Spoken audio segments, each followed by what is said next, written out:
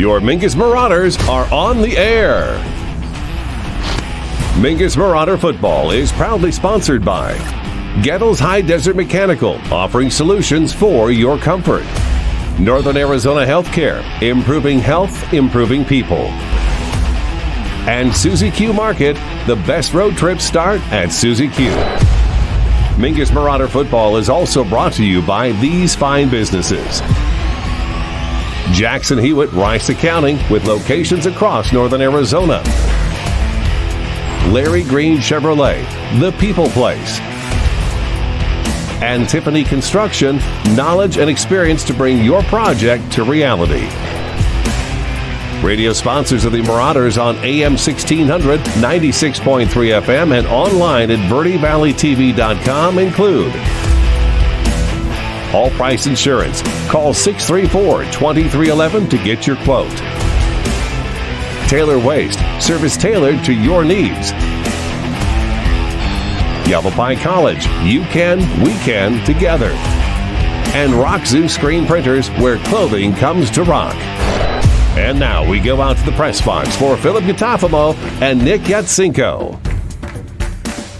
I want to welcome you to Queen Creek, Arizona, on the campus of Benjamin Franklin High School for tonight's Friday night matchup as the Mingus Marauders travel to take on the Benjamin Franklin Chargers. Philip Catalfamo alongside Nick Yatsinko. Want to welcome you here on KYBC and Verde Valley TV, wherever you may be watching or listening. We are happy to have you along with us here.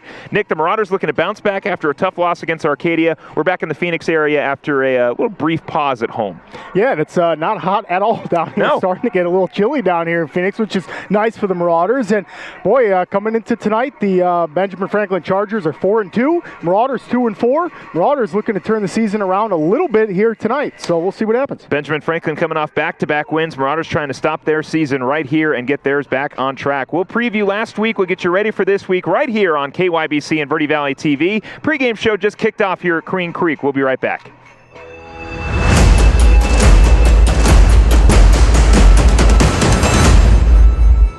People often refer to Larry Green Chevrolet as the people place. Keeping that reputation is a priority in the community, and with every customer that comes through the door. Larry Green Chevrolet, we're better and we'll prove it. If you're in the market for a new or pre-owned car, truck, van, or SUV, you'll find our selection extensive and the sales team professional and courteous. Visit Larry Green Chevrolet just off Highway 260 next to Walmart or LarryGreenChevrolet.com.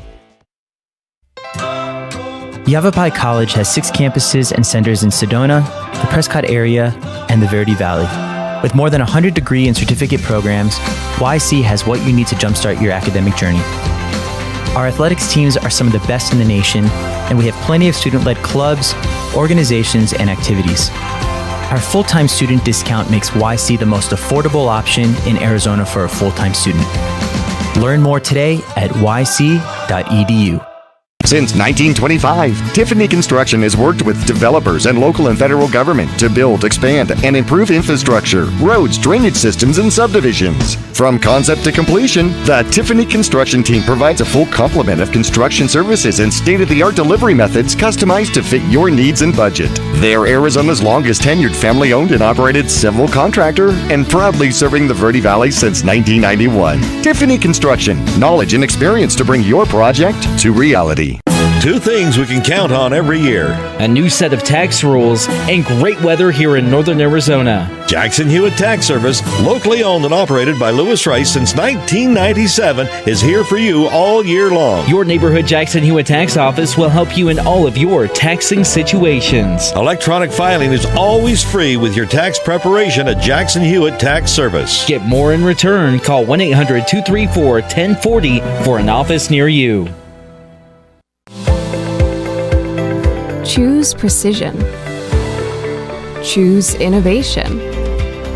Choose robotic-assisted knee and hip replacement. Choose Northern Arizona Healthcare. Choose the region's most comprehensive heart program. Choose care close to home. Choose world-class surgeons. Choose Northern Arizona Healthcare.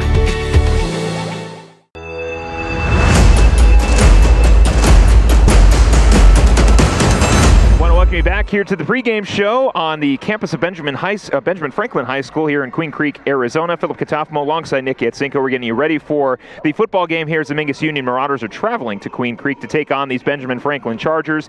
As we mentioned before we had to break, the Benjamin Franklin Chargers coming off back-to-back victories. It started on October 1st right here at home versus Florence, a 28-14 victory, and then they bounced right back on the road to Moon Valley in a strong win, 35-7. But Nick, the scheme that the Benjamin Franklin Chargers, the Marauders are pretty familiar with when it comes to a heavy run team. We saw that with Flagstaff. We saw that with a lot more with Benjamin Franklin, a little bit with Alhambra, and then, of course, Arcadia did a great job running on the ground and throwing through the air. But Marauders going to have to slow down the Benjamin Franklin leading rusher in Dawson Smith, who on the season so far, as we take a look at his statistics, is playing phenomenal. 124 carries, 1,025 yards on the ground, 16 rushing touchdowns for the junior running back.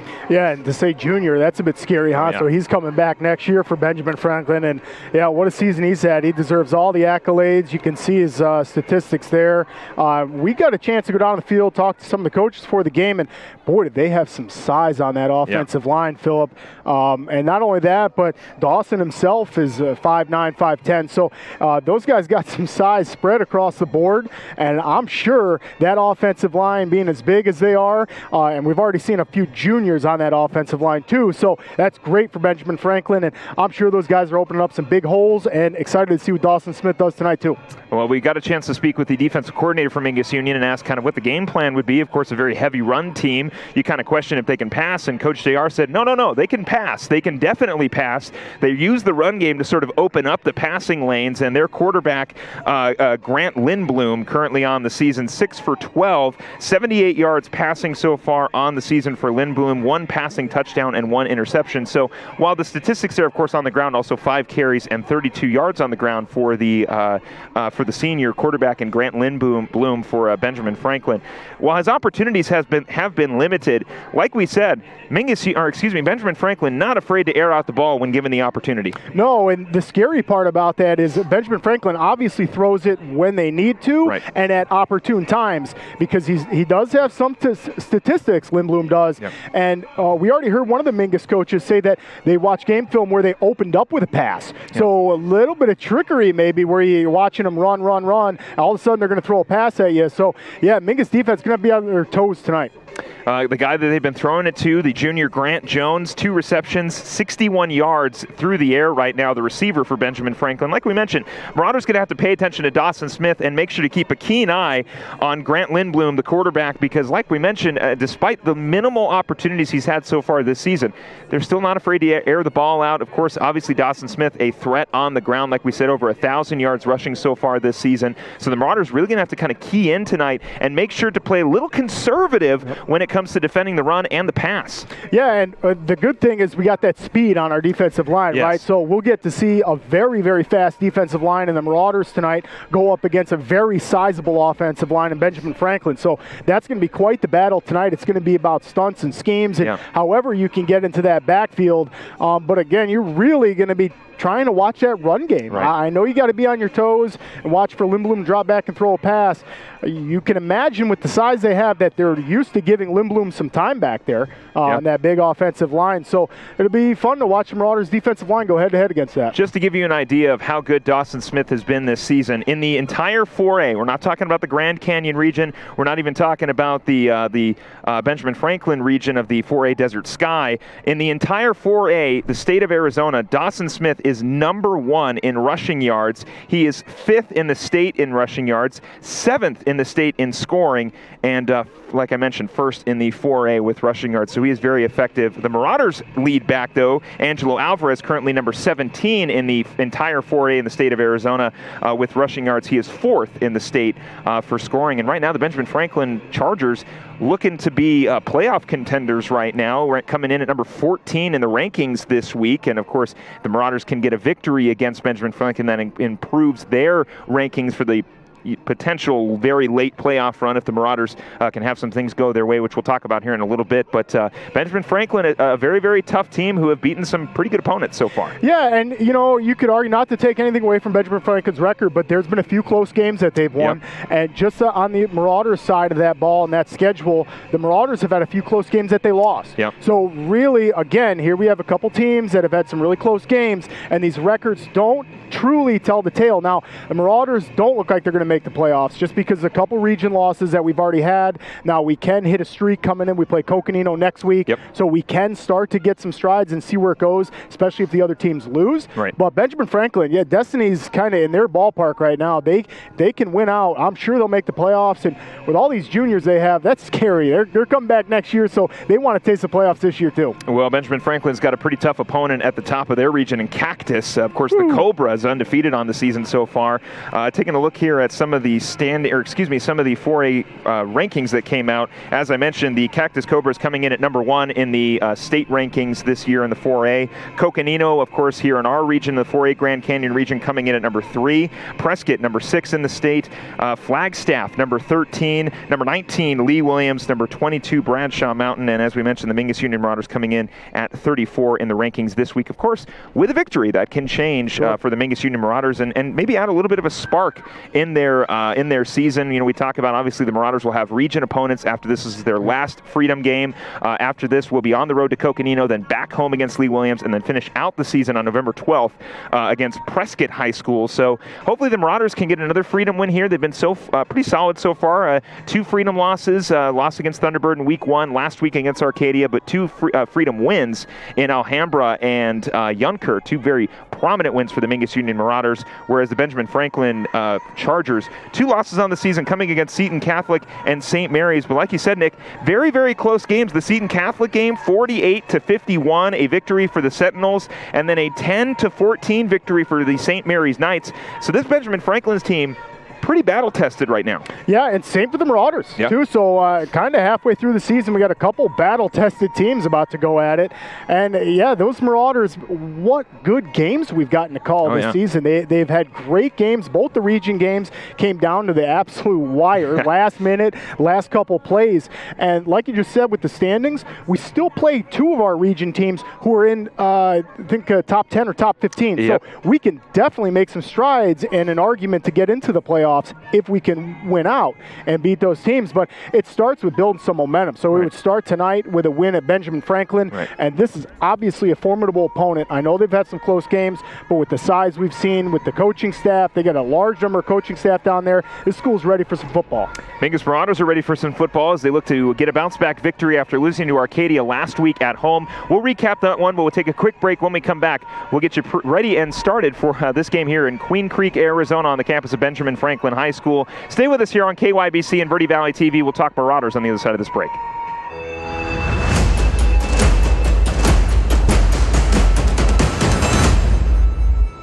All Price Insurance on Main Street in Cottonwood is your local insurance provider for personal and commercial insurance. Call and compare 23 insurance companies for home, health, auto, RV, motorcycle, boat, or ATV. Specialty insurance and insurance bonds are no problem at All Price Insurance.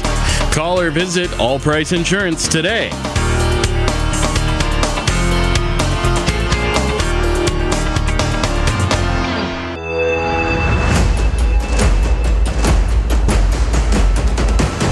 Want to welcome you back to the pregame show here on the campus of Benjamin Franklin High School as we get you ready for the Mingus Marauders and the Benjamin Franklin Chargers, our Friday night matchup here. Philip Catalfamo alongside Nick Yatsinko. Want to welcome you back here to KYBC and Verde Valley TV. Nick, we talked about the Benjamin Franklin Chargers. Now it's time to talk about these Mingus Union Marauders coming off of a loss at home, 42-32. Tough heartbreaker at home against Arcadia, but like we mentioned, they're looking to bounce back here tonight and could very much do so. Yeah, it's been an obvious few building seasons, where you're trying to build that core group up again, and we've seen the success this season. I know the record doesn't show it being a 2-4 right now, but if you were at these games, like you and I have gotten to call these games, they're fantastic, and we should have won a couple of them arguably, and like I said, it goes down to the last play and last minute of a couple of these games. So the Marauders looking great this season so far. They can't hold their heads down. Got a chance to talk to some of the Marauders staff who's alumni, and I got to play alongside with. And, as a Marauder alumni, it hurts to see that record. It hurts, obviously, to lose any games and to see losses. But what good football games. And we're back. You can see that hard-nosed football Mingus is playing again, and it's great to see. Well, like you mentioned, Nick, he's starting off a tough loss against Thunderbird in a very close game. You had a blowout win against Yunker. You come back in a close, very, very close battle, probably one of the best games we've called so far this season. Of course, still more football to come, but that Flagstaff game was absolutely insane, that ending to that one. And then you come back, of course, get a win against Alhambra. Another tough loss against Bradshaw Mountain. And then, of course, last week against Arcadia. And, well, here we are against Benjamin Franklin looking for another out-of-region win. And they're looking to do so. Like we mentioned, tough loss last week against Arcadia. We'll take a look at those stats here from that game. Zach Harrison, 9 for 19 against Arcadia, 122 passing yards, 1 interception, 9 carries, and 40 yards on the ground for Zach Harrison. Kyle Ramirez finding his way into the offense for the Mingus Union Marauders. 8 carries, 31 yards, and 2 rushing touchdowns for Kyle Ramirez. He's going to be needed here tonight. We'll tell you why in just a few. Angelo Alvarez, 12 carries, 90 yards, 2 receptions for 26 yards through the air for Angelo. Freddie Jimenez getting incorporated a little bit more into the offense. Good to see him starting to find a little bit of rhythm with Zach Harrison. 5 receptions, 71 yards through the air. And Ian Contreras, who has been a solid addition as well. Got to see him break out a little bit against the Flagstaff Eagles. 1 reception for 10 yards for Ian Contreras. And, well, hopefully the Marauders will be able to air it out just a little bit more tonight and hopefully open up the running lanes. The Marauders will be down a couple players. Makai Arnado out tonight. Nicholas Choate out tonight. Brazen Durkalek still nursing that lower leg injury that he suffered against Bradshaw Mountain, though all indicating signs seem to be that Brazen might be back next week. The boot off. The boot's off, and I'll tell you what, the Marauders are missing that edge rusher in Brazen Durkalek, and of course, Angelo Alvarez is out tonight. But the Marauders do welcome back Hunter Perkins. We talked a little bit about Perk last week at home on the sidelines, getting the team fired up, and he was right there. I walked back from going to the restroom, and Perk was clapping right at me, and I started clapping right back at him, and I know he's fired up. He's getting his team fired up, and the Marauders are hungry for a win, Nick. Oh, I love it. He was, like I said last week, it was almost like you eat a bunch of cotton candy, you're ready to go, man. It was great to see. So he's out there bringing that energy, and they're going to need it. Yeah. They're going to need those guys to step up. Ramirez is going to need to step up running that football, which is great. We've seen him get some touches in the last few weeks, so he should be ready for it. I imagine we're going to utilize Zach Harrison a lot tonight. Might see him use his legs more than normal, which is great because he's got a lot of speed. He makes smart decisions, so that'll be fun to watch. Well, and a welcoming return addition to the Marauder offensive line who will be filling in for Nicholas Choate is Emmett Smith. Happy to see Emmett back on, not only as an offensive lineman, but a defensive lineman. We saw him a lot last season as a transfer, played very, very well. Of course, also a baseball player, so we got to see him in the spring as well. But Emmett Smith returning back gives the Marauders some size, some strength on the O-line with Nicholas Choate out. Yeah, and they're going to need that speed. They're going to absolutely need that speed, especially against a huge offensive line Benjamin Franklin has down there. Man, those guys are big. Marauders going to have to be quick. That's how you can beat the size, is you got to be quick. You can blitz, you can stunt in the gaps, you can get lower than those big guys. That's how you beat them, and that's what the Marauders are going to have to do tonight. Taking a look at the defensive stats from last game, Michael Zunich, 7 total tackles for him. Makai Arnado, of course, not playing tonight, 9 total tackles for him.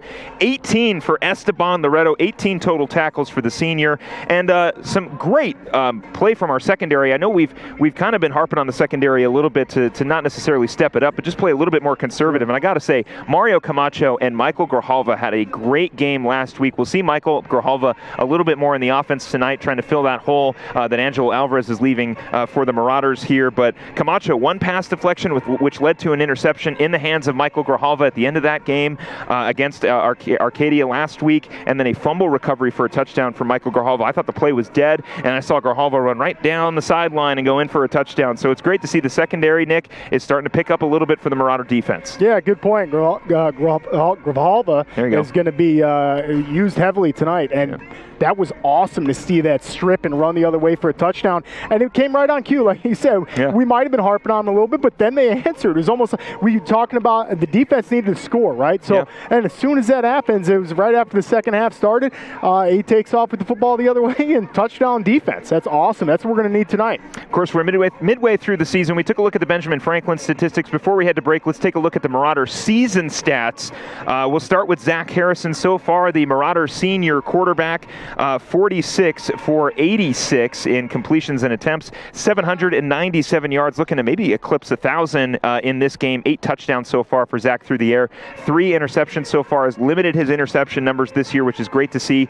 50 carries on the ground for 230 yards, 3 rushing touchdowns for the senior. We got to see Zach air out a little bit more of the ball. I got a chance to speak with him on this week's episode of Off the Bench, along with this guy right here. Nick Yatsinko came on the broadcast to talk about his time with Mingus Union, so please go check that out on our YouTube channel after this game's done, of course, and check out that newest edition of Off the Bench. I was talking to Zach about, obviously, the coaching changes that have happened for the past 3 years since he took over. Started with Robert Ortiz in the spread offense, moved to Doug Provenzano's somewhat wing T-esque offense, and now here under Coach Arnado, a combination of both is what Zach said. It's a little bit of the spread, a little bit of the wing T, and we're seeing it utilized pretty well. So it's great to see. Moving on here with some of the statistics, Angelo Alvarez, of course, 62 carries on the ground. His statistics were up just a few minutes ago. 588 yards rushing for Angelo Alvarez, and of course 11 rushing touchdowns for the senior. He's going to be very, very much missed next season. Yeah, he's a beast. I mean, how many times do we call on him when he's running the football? And I just love the tenacity he runs with. You know you're going to get if you're a defender looking at him run the football at you, you know you're getting hit. He is not going to try to spin around and just avoid you. He's going to run at you. He's going to throw a stiff arm in your face, and he's not going to go down with just one guy. We will most certainly miss him tonight and most definitely next season. Some of the receiving stats for the Mingus Union Marauders, of course, Hunter Perkins finding his way in the offense on the ground. I said receiving, I meant rushing. 34 carries for Hunter Perkins, 268 yards on the ground, 3 rushing touchdowns. He is back this week, like we mentioned, along with Kyle Ramirez, along with Michael Grijalva, who we will see more on offense tonight as he sort of tries to fill the gap for Makai Arnado and Angelo Alvarez, who are not here tonight.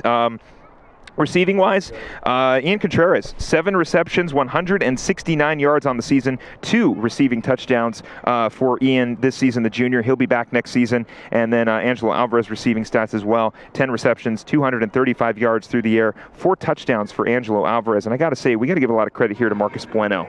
Marcus Bueno has been phenomenal for the Mingus Union Marauders. We have been waiting for a kicker since Dominic Rennick. I know that Angelo also shares kicking duties. He shared most of the kicking duties last year, but Marcus Bueno has really come on in his final year at Mingus Union and done a phenomenal job.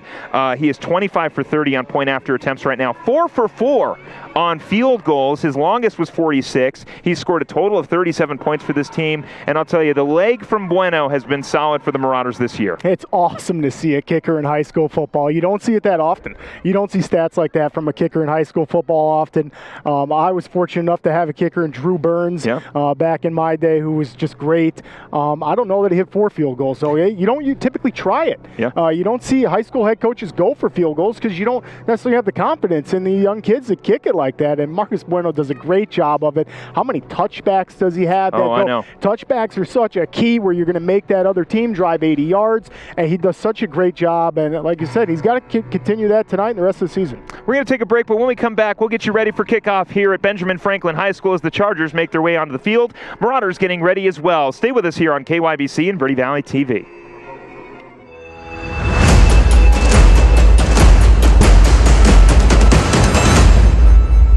I'm Chris. And I'm Tandy, owners of Taylor Waste. We're homegrown in the Verde Valley and nearly your last local choice.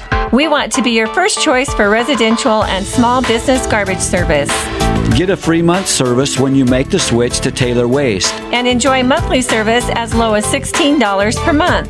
Visit TaylorWaste.com for more information. Or to start service, call Taylor Waste at 649-2662. Taylor Waste, service tailored to your needs.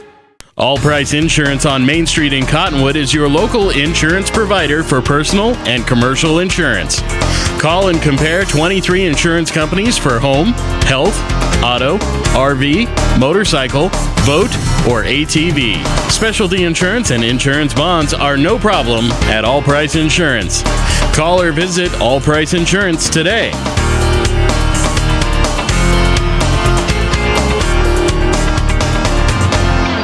The Suzy Q Market is the most convenient stop for road trips with 1,500 beverage selections and plenty of snacks. And save on fuel with the Marathon Make It Count reward program. The Suzy Q drive-thru window is the most convenient way to stop for those essentials on the way home. Road trips start here with something for everyone. At Suzy Q. Shop local first, always. Go Marauders! Starting in the late 1920s.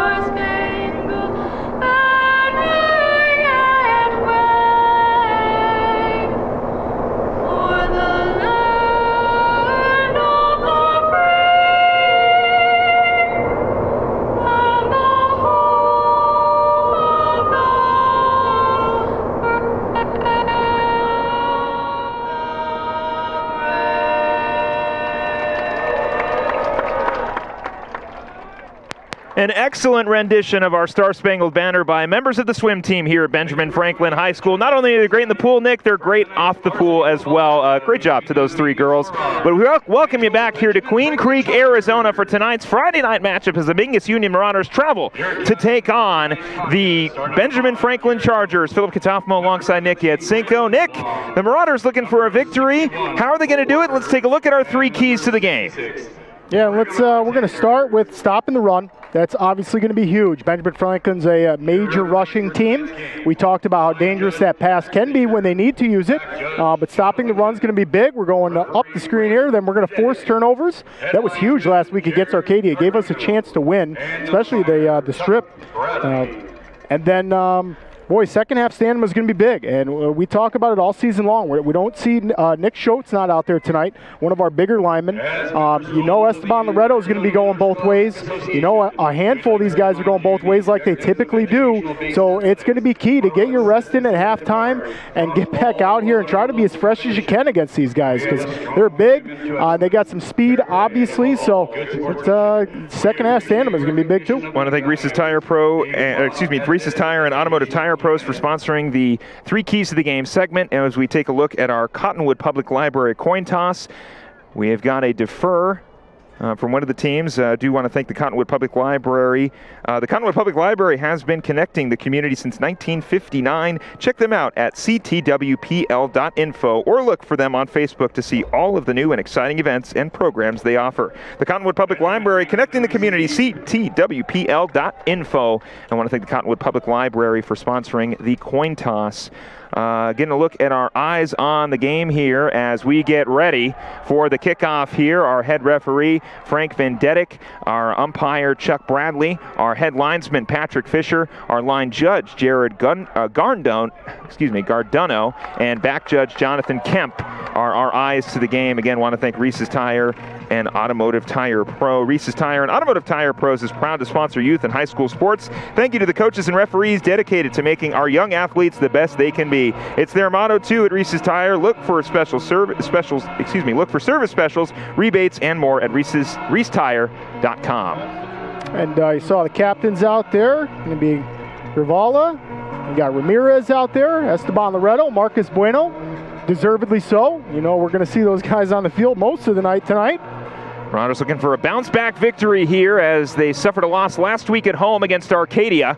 And see if they can get the win against the home team, the Benjamin Franklin Chargers, as Coach Dave Jeffries looks for their third straight win in the past 2 weeks, or 3 weeks, I guess I should say. Yeah, and almost to piggyback on the 3 keys to the game that we showed there, that second half stamina, really, how about some second half scoring too? Because we've talked about that almost each game. Right. And we know that the offense can put up points, but can we do it consistently throughout the game? You would imagine against a team like this who runs the ball and has big stats, we're going to have to get up into that 30s and 40s points range.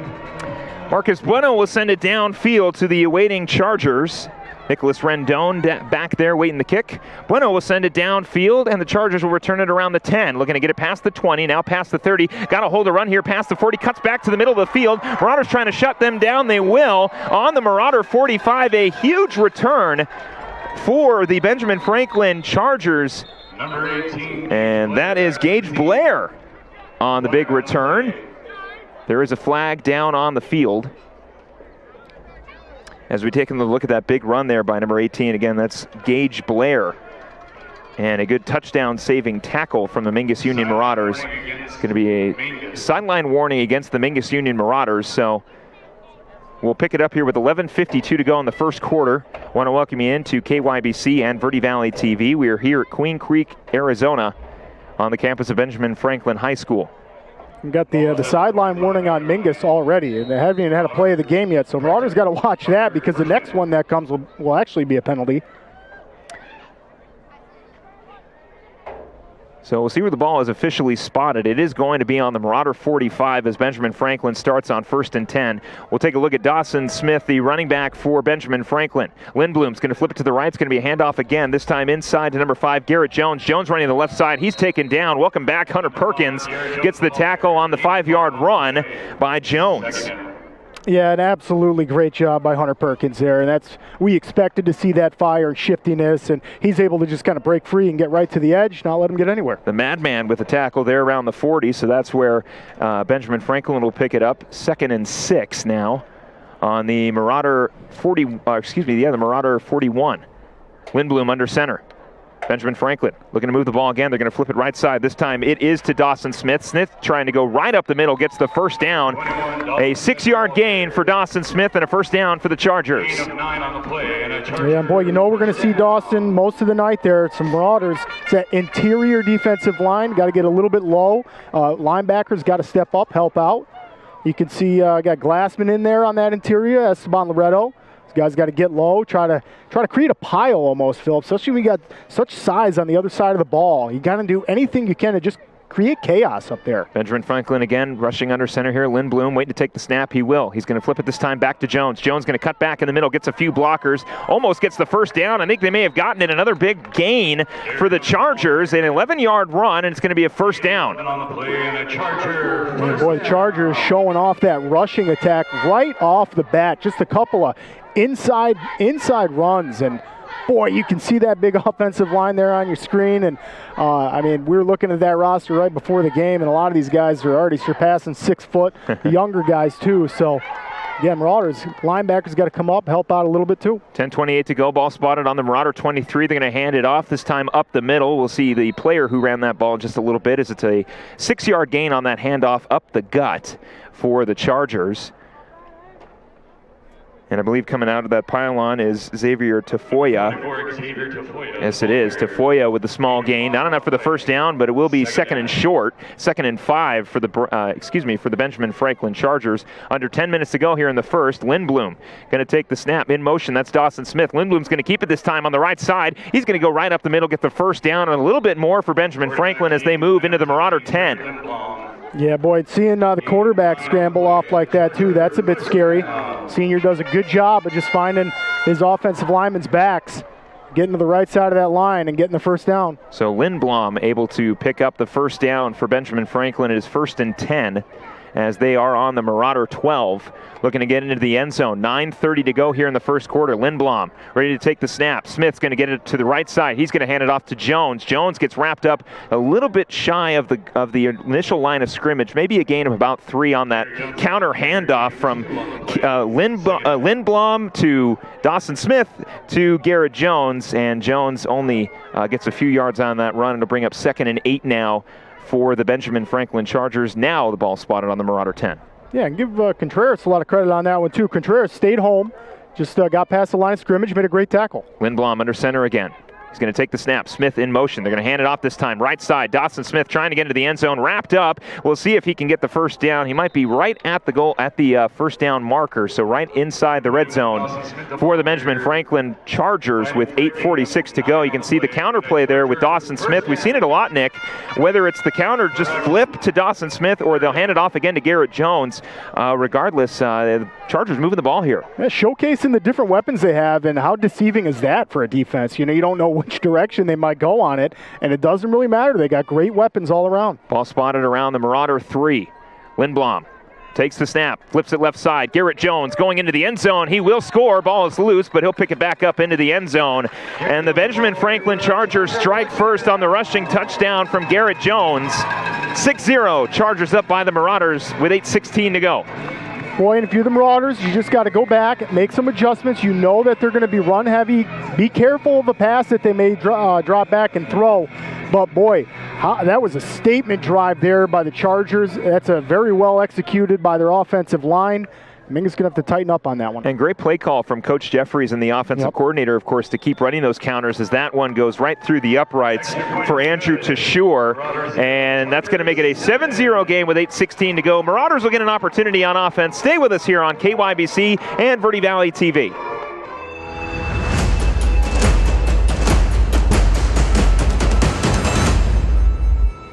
The Suzy Q Market is the most convenient stop for road trips with 1,500 beverage selections and plenty of snacks. And save on fuel with the Marathon Make It Count reward program. The Suzy Q drive-thru window is the most convenient way to stop for those essentials on the way home. Road trips start here with something for everyone. At Suzy Q. Shop local first, always. Go Marauders!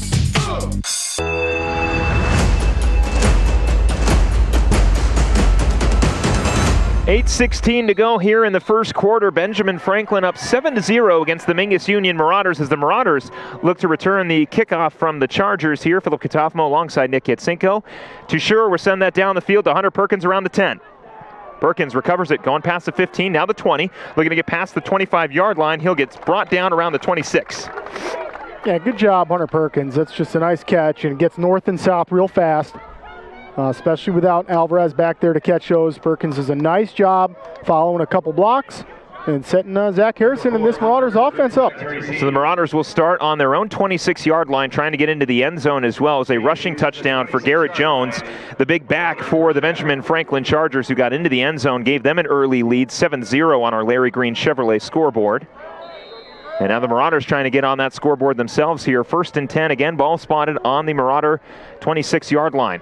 Harrison under center, takes the snap. He's going to hand it off inside. That's going to be Michael Grijalva who gets a 5-yard run up the middle. Good run there by Grijalva, finding himself on the offensive side of the ball, usually in the defensive side in the secondary. Yeah, great job, Michael. That's what he's going to have to do all game long, is lower that head and lower his shoulder pads, get those real hard-nosed yards. 4-yard gain on that run for Grijalva, and Marauders got the ball on the 30. Harrison again under center.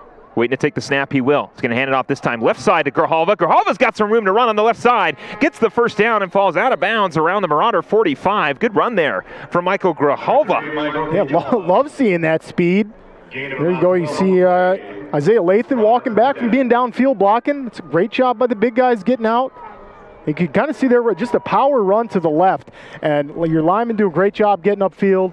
And Grijalva does a great job of using that speed he's got. So 1st and 10 for the Marauders now on the Benjamin Franklin 44.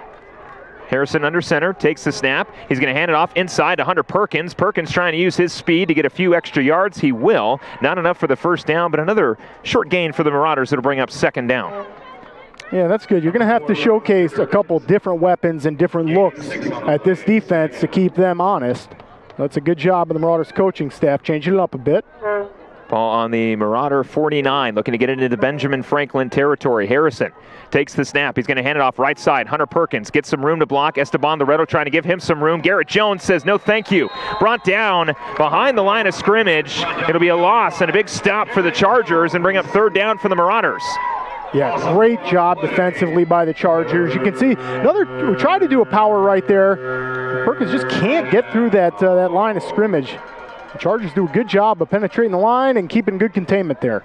Yeah, great job there by Jones to get through the Marauder offensive line and shut down Hunter Perkins. Now it's going to be a 3rd and long, 3rd and 7 for the Mingus Union Marauders on their own 46-yard line. Again, looking to get it over the line here. Harrison looking to convert on 3rd down. He's going to roll out to his left. Harrison's got some room to run. Man coming in for pressure. Harrison still on his feet, still going, trying to fight for a few extra yards, just shy of the 1st down is Zach Harrison, but a good scramble by the senior quarterback as he takes that designed run bootleg to the left side of the field.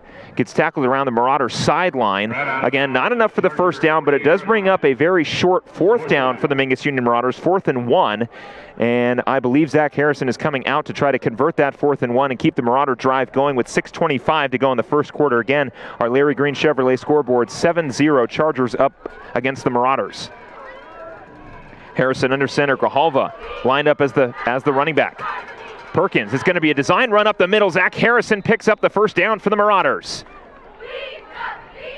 And that's a great job by that offensive line to get enough push to get that 1st down. That's a statement right there. Marauders needed that one. So it will bring up a 1st down for the Mingus Union Marauders as they get the ball into the Chargers territory. The ball spotted on the Charger 45.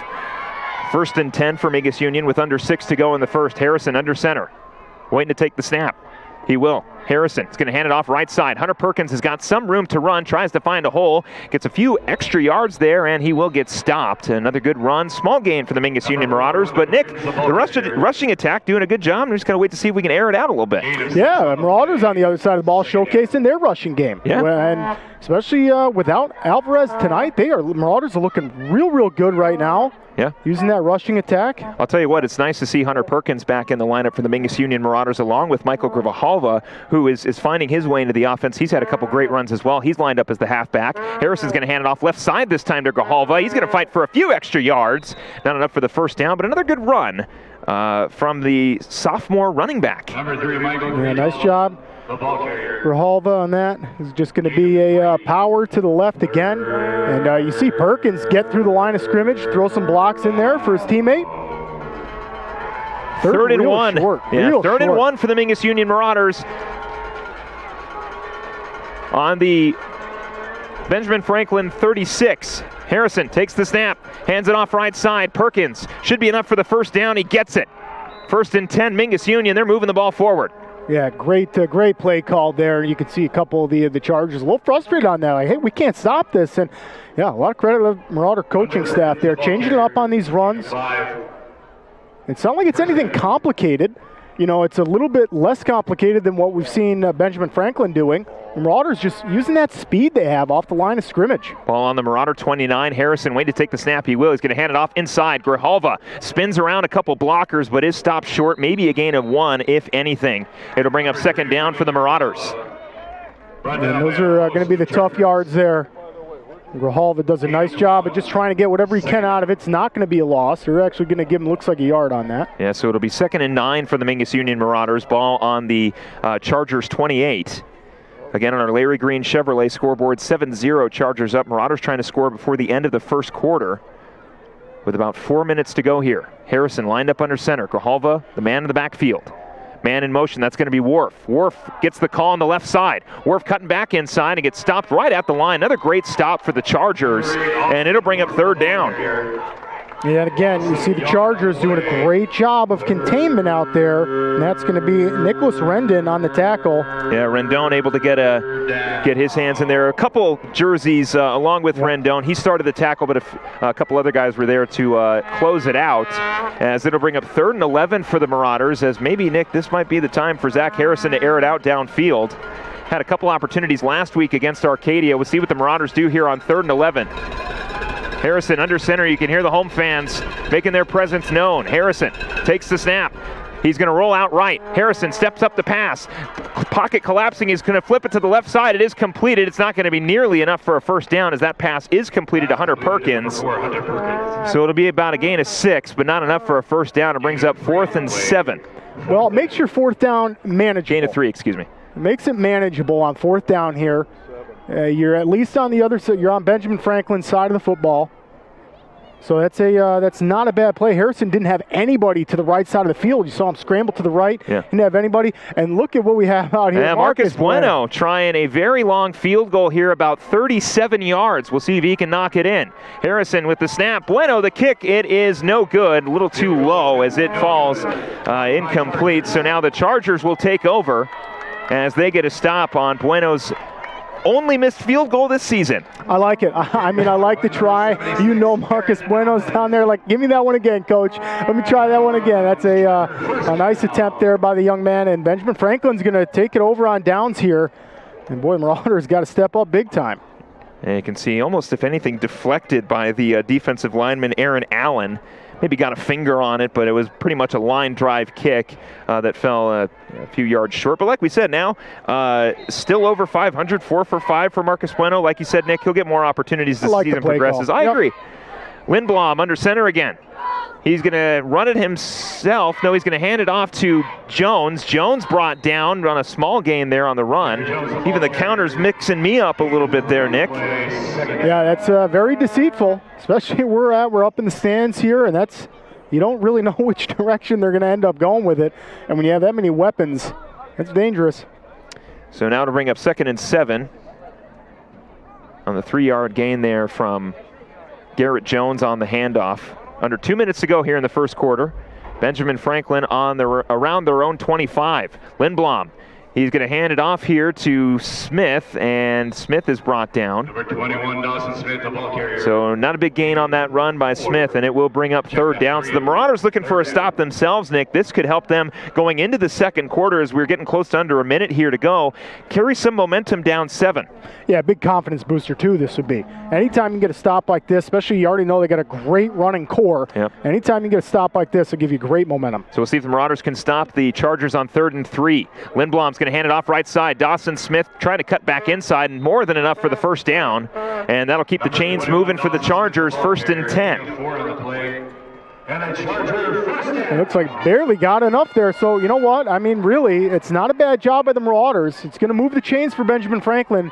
But if you can contain Dawson Smith, that's definitely going to be one of the keys to the game is stopping the run. So it's going to be big.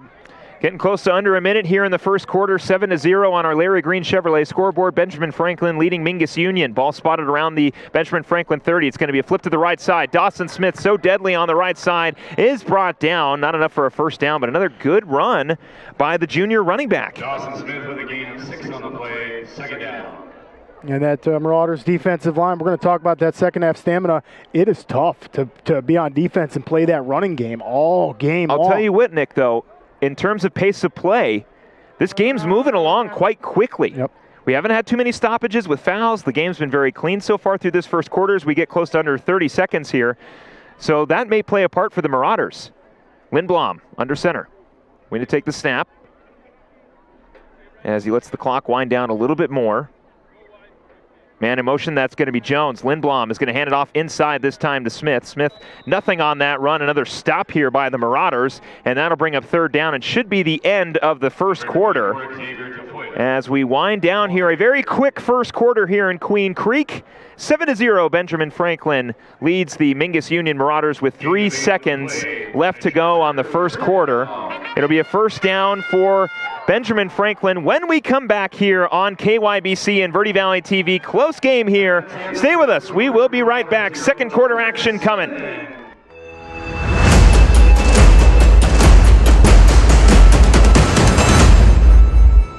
The Suzy Q Market is the most convenient stop for road trips with 1,500 beverage selections and plenty of snacks.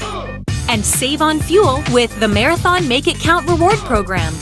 The Suzy Q drive-thru window is the most convenient way to stop for those essentials on the way home. Road trips start here with something for everyone. At Suzy Q. Shop local first, always. Go Marauders! Two things we can count on every year. A new set of tax rules and great weather here in northern Arizona. Jackson Hewitt Tax Service, locally owned and operated by Lewis Rice since 1997, is here for you all year long. Your neighborhood Jackson Hewitt Tax Office will help you in all of your taxing situations. Electronic filing is always free with your tax preparation at Jackson Hewitt Tax Service. Get more in return. Call 1-800-234-1040 for an office near you.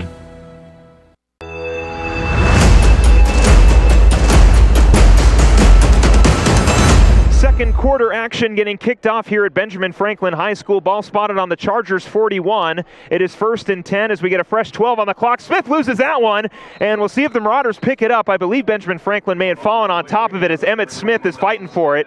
And no, it will be a Benjamin Franklin football as that initial snap to running back Dawson Smith goes right off his fingertips. You'll see it here on the replay on Verde Valley TV. It was another one of those sweep runs as Smith just tried to catch it, but unfortunately was unable to come up with it. However, to his benefit, Benjamin Franklin picks up the ball. So it will be a loss of 3. Ball spotted on the Benjamin Franklin 41 now. And it is 2nd and 13. Lindblom under center. Waiting to take the snap. Jones in motion. They're going to flip it left side to the big running back. Jones trying to cut back inside. Marauders looking to bring him down behind the line. It'll be a big gain for Garrett Jones as he gets near the first down. Number 5, Garrett Jones. And it'll bring up 3rd down, but very short and manageable for the Chargers. Gain of 8 on the play. Yeah, nice job by that Marauders defensive line. You got Glassman out there. Emmett Smith, who we just saw in that previous play. Boy, he looked like he had his hands on that football first. Nonetheless, Benjamin Franklin's moving a little bit, and that wasn't too big of a gain there. This brings up a nice 3rd down. Marauders have a good chance here to come up with a stop.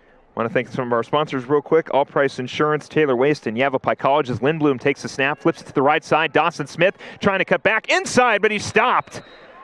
Big stop there by the Marauders. Esteban Loretto brings him down, and it'll bring up 4th down, and this might be a little bit of that momentum shift the Marauders are looking for here, Nick, as the Chargers march their way down the field in their first possession. Garrett Jones was able to get into the end zone, and now here the Marauders get a stop on the second possession for Benjamin Franklin as the kicker Andrew Tushore will send it downfield to the awaiting Hunter Perkins.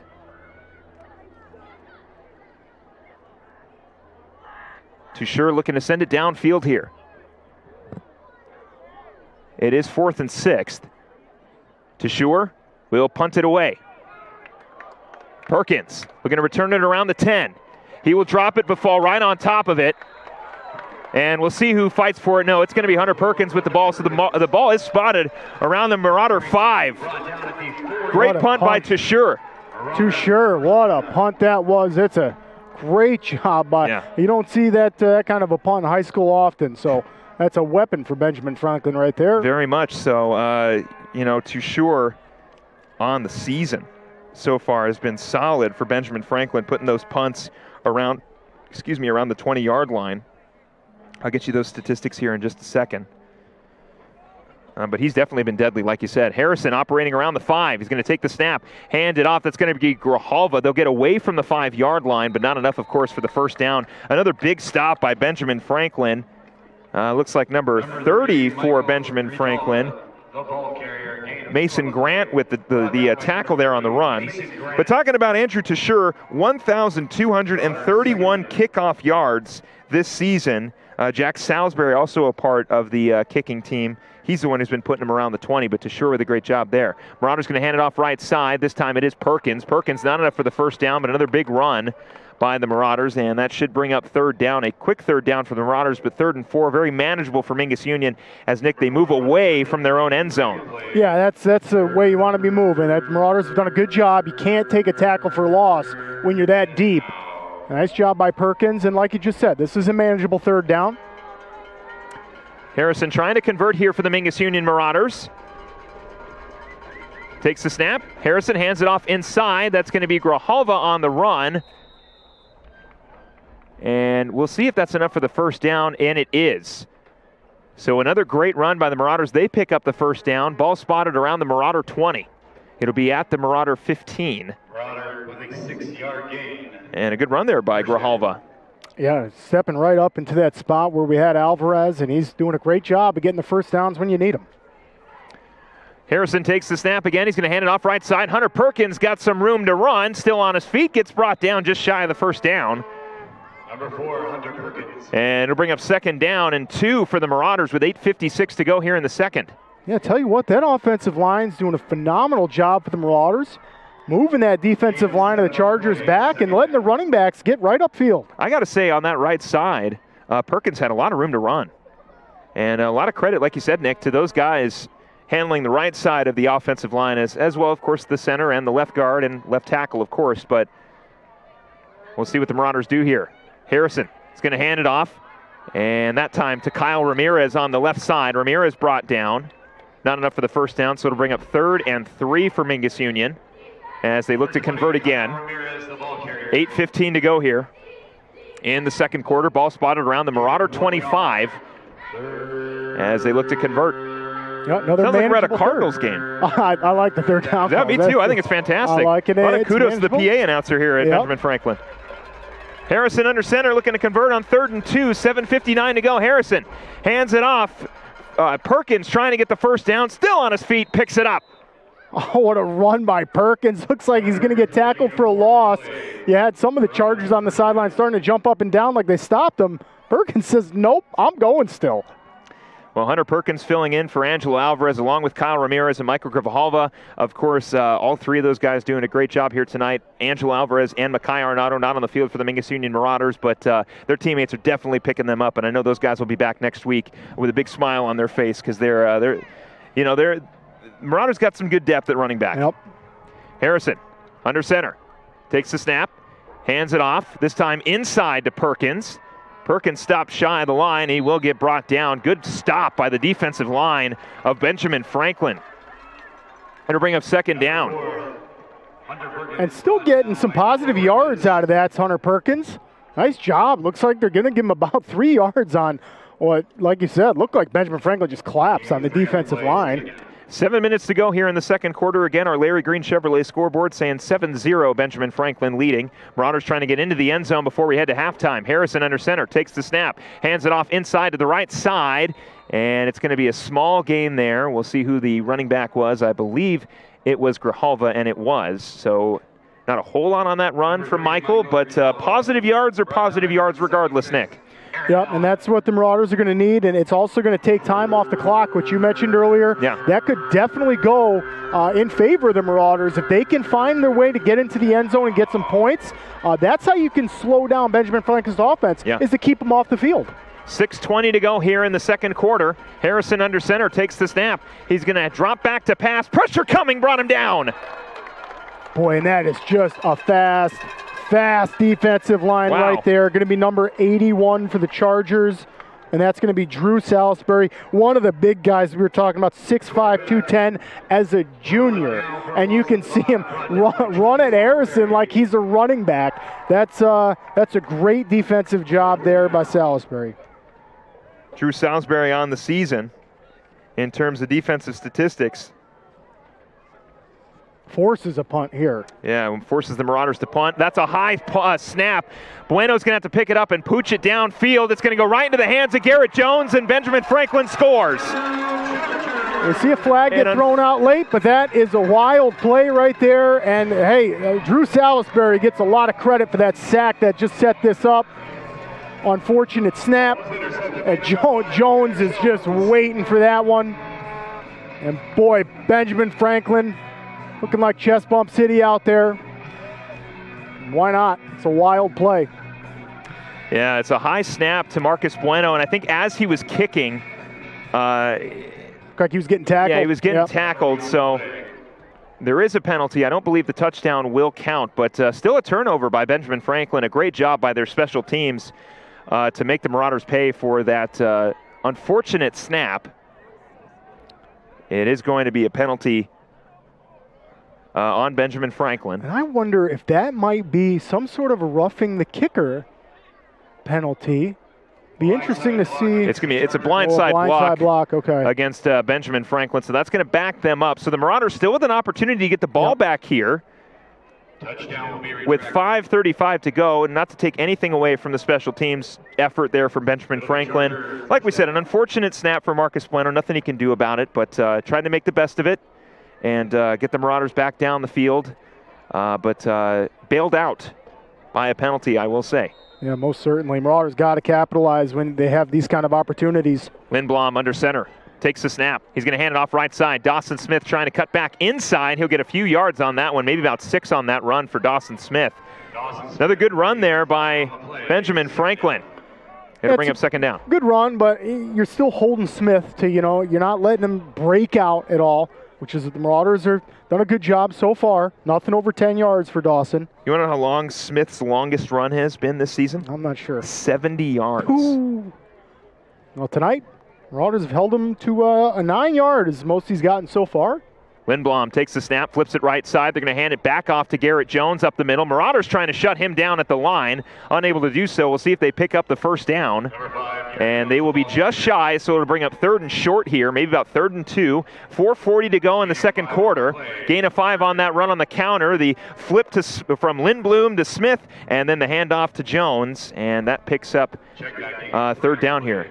It's almost like every play is a counter or some sort of a deceiving play. Yeah. And most of these plays, as you can see right here, they don't even have any wide receivers spread out. Everybody's in the middle. Lindblom takes the snap, flips it left side to Jones. Jones going to hand it off to Smith on the counter. Right side run, picks up the first down. Marauders able to bring him down. Avery Romero on the tackle for Mingus Union. And it'll be a first down for Benjamin Franklin. Do want to thank Roxu Screen Printers, Jackson Hewitt Rice Accounting, and of course Larry Green Chevrolet for sponsoring tonight's broadcast. You can see right there our Larry Green Chevrolet scoreboard. 7-0 Chargers up against Mingus Union. Yeah, very methodical play here from Benjamin Franklin. A lot of rushing. And same from the Marauders side here with only 4 minutes left in the half. Yeah. And that's going right under 4 minutes now. Lindblom under center. And take the snap. Flips it left side. Garrett Jones has a rushing touchdown so far tonight. He'll pick up about 9 on that run up the middle. Won't be enough for a first down, but it'll bring up 2nd and short, and Benjamin Franklin right around the red zone as they are spotted around the 10-yard line. Actually strike that around the 5-yard line. The Marauder 5. You can see the interior of that Mingus defensive line. Kurt Glassman, Islis in there. Tall task for those guys. Lindblom takes the snap, flips it right side. Dawson Smith trying to get into the end zone. He will. Another touchdown for Benjamin Franklin. They now lead 13-0 with 3:16 to go. Yeah, boy, it's just that rushing attack, and that time Benjamin Franklin went a little bit outside of the tackles. And give a lot of credit to Dawson Smith. I mean, he's gonna find an open lane. He's a great running back, so he's going to find any openings that you give him, and he just follows this big old lineman right into the end zone. Ask and you shall receive. A rushing touchdown from Dawson Smith makes this a 13-0 game. Andrew Toucheur on the extra point attempt here. Kick is up, and it is through the uprights. 14-0 Marauders playing catch-up with 3:16 to go in the first half. Stay with us. Marauders getting an opportunity on offense.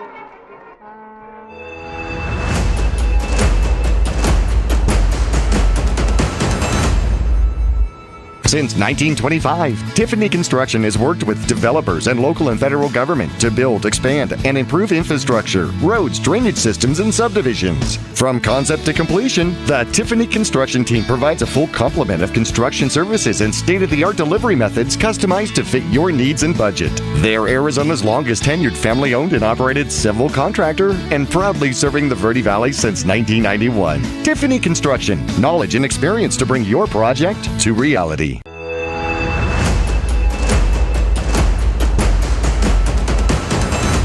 Andrew Toucheur will kick it off to the waiting Hunter Perkins as Benjamin Franklin leads the Mingus Union Marauders 14-0 on our Larry Green Chevrolet scoreboard. 3:16 to go here in the second quarter. Toucheur will send it downfield. Perkins will return it in the end zone and take it out. And no, I'm just kidding. It's a touchback. Yep, Perkins' foot just must have been on that line in the end zone. It is an automatic touchback if the ball is returned in the end zone. And you can see him telling the ref out there, I wanted to take that thing. Well, Perkins getting a lot of opportunity here to get some kick returns for Mingus Union. Of course, Andrew Wharf, down there as well. Austin Wharf down there as well. We've seen Wharf used as a running back already in this game. So nice job by the Marauders coaching staff utilizing some different weapons. 3:14 to go here in the second quarter. Mingus Union will start on their own 20. 1st and 10, Harrison under center. We're going to move the ball for the Marauders. Harrison takes the snap. He's going to hand it off right side. That's Grijalva, who gets a small gain on that run, and he'll bring up 2nd down. A nice drop, Grijalva. He takes a big hit at the end of that play. That's a great run. If he can maintain that. He's got an average of just under 5 yards, and that's fantastic. You're not going to have to punt the ball if you can keep running like that. I don't mean to point out the obvious, but obviously the Marauders need to get into the end zone before we head to halftime here. Harrison's going to take the snap. He's going to hand it off inside this time. We'll see who that running back was as the ball is loose, but picked back up by Mingus Union. They're going to give it to the Chargers.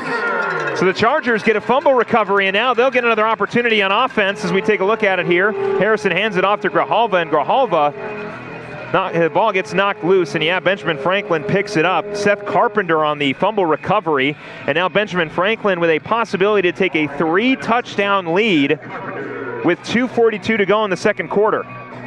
Yeah, and boy, it'd be a little scary if you're a Marauder fan here, because you'd think they're going to come out and run the ball, which is just going to take this into halftime, and they're going to try to put the cherry on top and get another score in. Lindblom under center. Takes the snap. He's going to drop back to pass. First pass attempt here from Lindblom, going straight for the end zone, and it is caught for a touchdown. Benjamin Franklin gets into the end zone through the air. The opportunities have been small, but Jack Salisbury recovers that, or receives that one in the end zone from Lindblom. And Benjamin Franklin takes their 3-touchdown lead, 20-0. What a catch. Salisbury's going to have a highlight reel catch on this one. Lindblom puts up a great ball, too. And how about Salisbury? Just get up there and get the football. He's got a few Marauders around him. And, it's not like the DBs didn't do a good job. Everybody was there. Salisbury just able to get his paws on it, bring it in. Tashur on the extra point. It's up and good. 21-0 with 2:35 to go in the second quarter. Marauders playing catch-up, looking to get into the end zone before we head to halftime. Stay with us. 2:35 to go.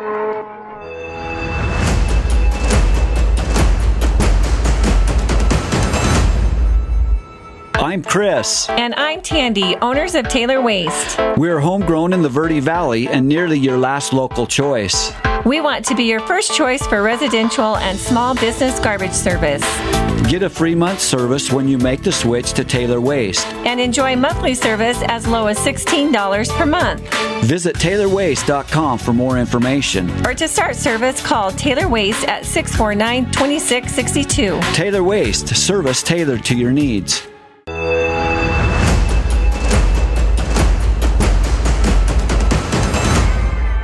Andrew Tashur will send it downfield to the awaiting Hunter Perkins as the Marauders find themselves down 21-0 here in the first half.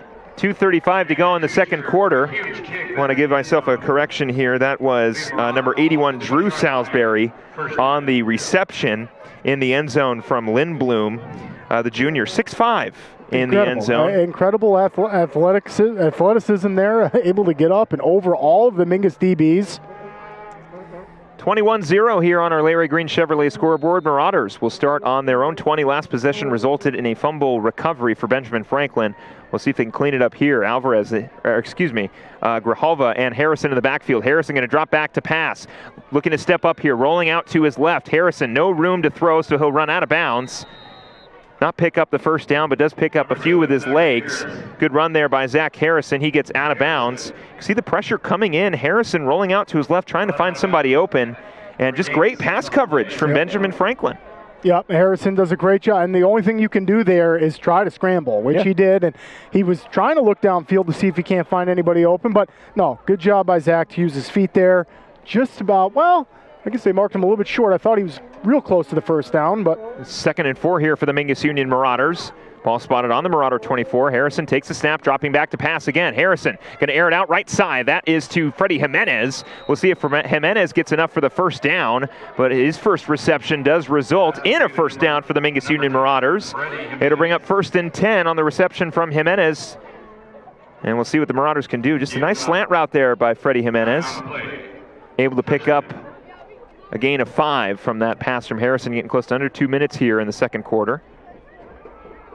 Harrison operating in the backfield along with Grijalva. Trips right for the Mingus Union Marauders. We'll see if they can continue to go through the air. Harrison takes the snap. Right side. It is completed to Perkins. Perkins received the ball a few yards behind the line of scrimmage, so it will result in a loss. And it'll bring up 2nd and long for the Marauders. Yeah, that's a tough one there, and he's expecting some sort of a block out there, but Benjamin Franklin does a great job at just getting upfield. Mingus Union Marauders will take a timeout. We'll take one as well. 1:47 to go in the second quarter. Benjamin Franklin up 21-0 on our Larry Green Chevrolet scoreboard. Stay with us.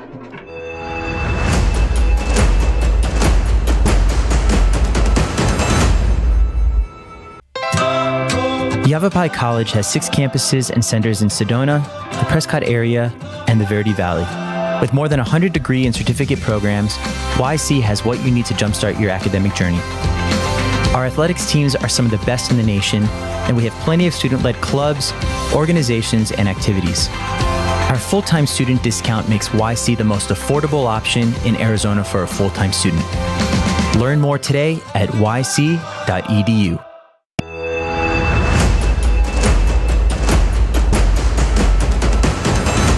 1:47 to go here in the second quarter. Want to welcome you back to Benjamin Franklin High School. The Chargers up 21-0 against the Mingus Union Marauders. And Nick, we got 1:47 to go in the first half. Marauders trying to get on the board. Yeah, tall task to get into the end zone, but if the Marauders want a chance in this one, they're going to have to get one here. 2nd and 14. Harrison takes the snap, rolling out to his right. Harrison trying to step up to pass. He will complete it to Freddie Jimenez over the middle of the field. Jimenez picks up the first down and falls around the Marauder 45. We talked about that connection in the pregame show, that Harrison and Jimenez starting to build a little bit more chemistry here, but a great job by Freddie Jimenez to sort of extend that route of his and find some open field. So now the Marauders moving the ball here. Harrison dropping back to pass.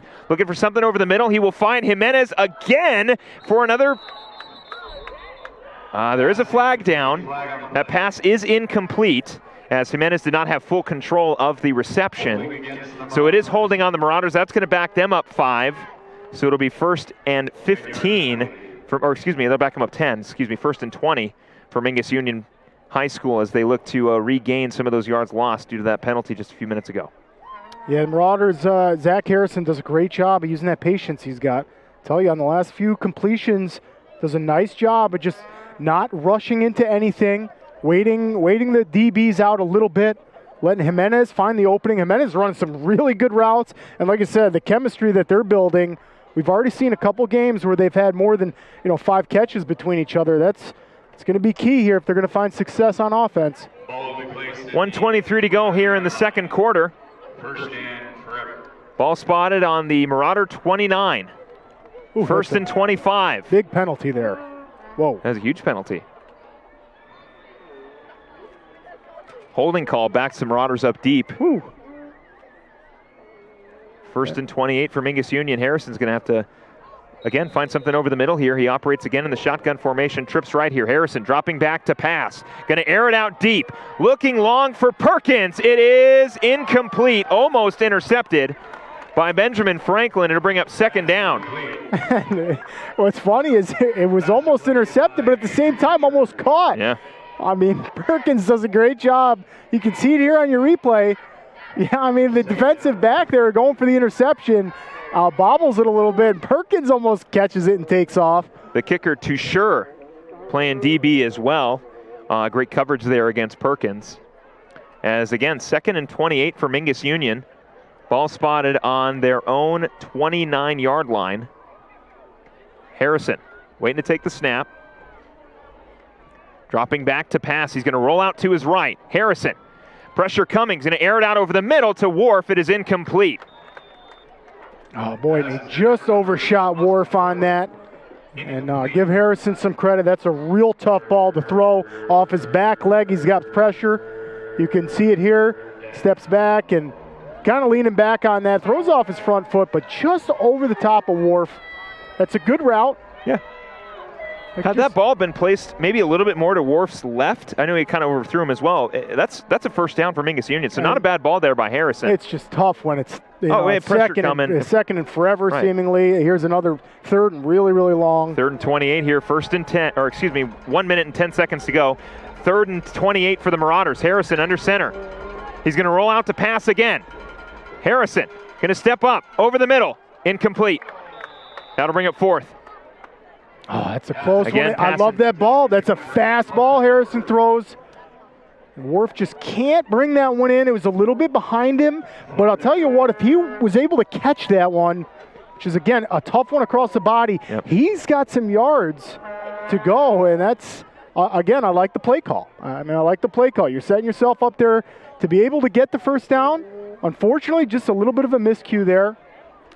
Getting close to under a minute here as Marcus Bueno will send it down the field. Dawson Smith awaiting around the Chargers 40.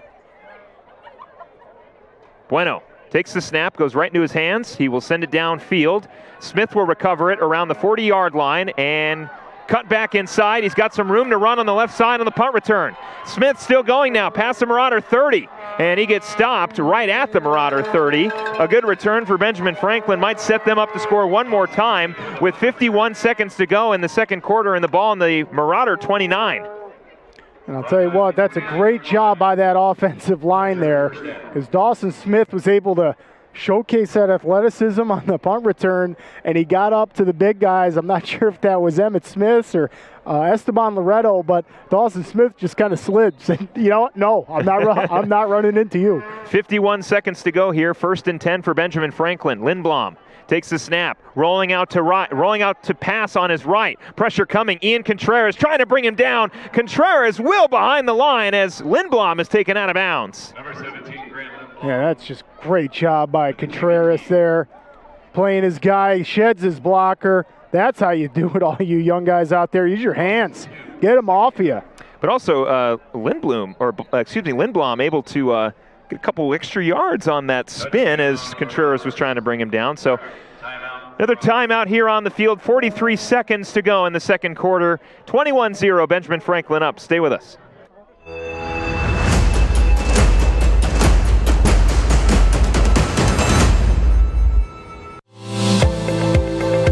Choose the region's most comprehensive heart program. Choose care close to home. Choose world-class surgeons. Choose Northern Arizona Healthcare. Choose precision. Choose innovation. Choose robotic-assisted knee and hip replacement. Choose Northern Arizona Healthcare.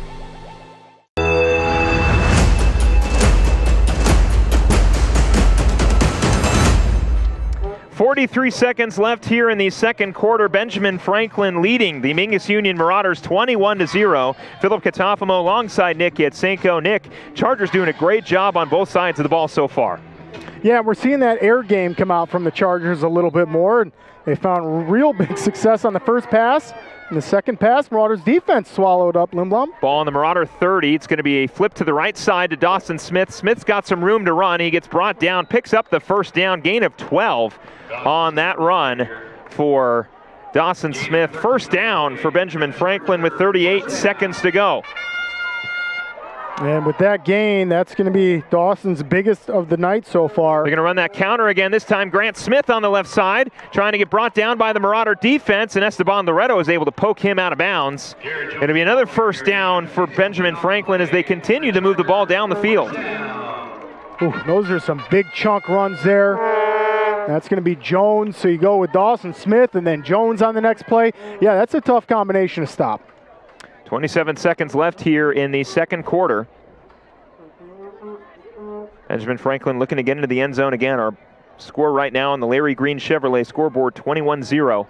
Chargers up against the Marauders. Lindblom takes the snap, flips it right side. Smith has already scored tonight, still on his feet. Did he get in? I think he may have gotten stopped at the line, and he did. But Smith sheds the blocker, gets his foot loose from one of the other Marauder blockers, or defenders, and is able to get in.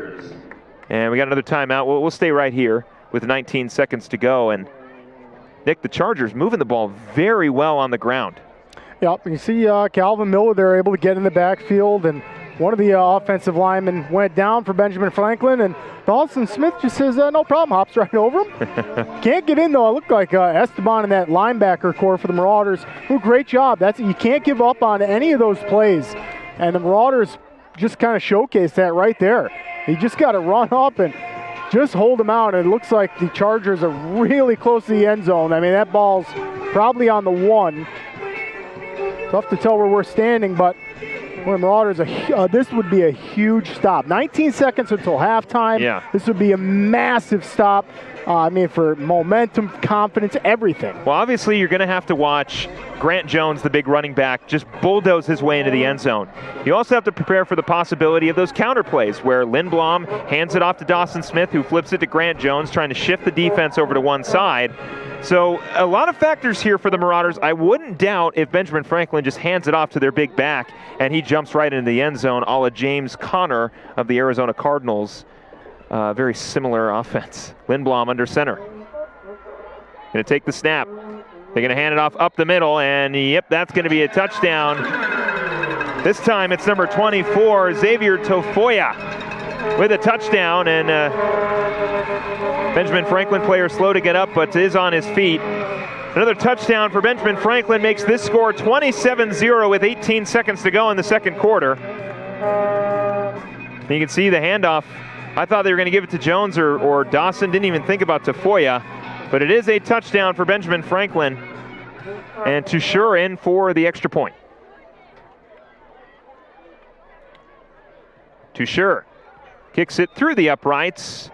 28-0 with 18 seconds to go in the first half. We'll take a break. When we come back, Mingus Union again will try to get on the board.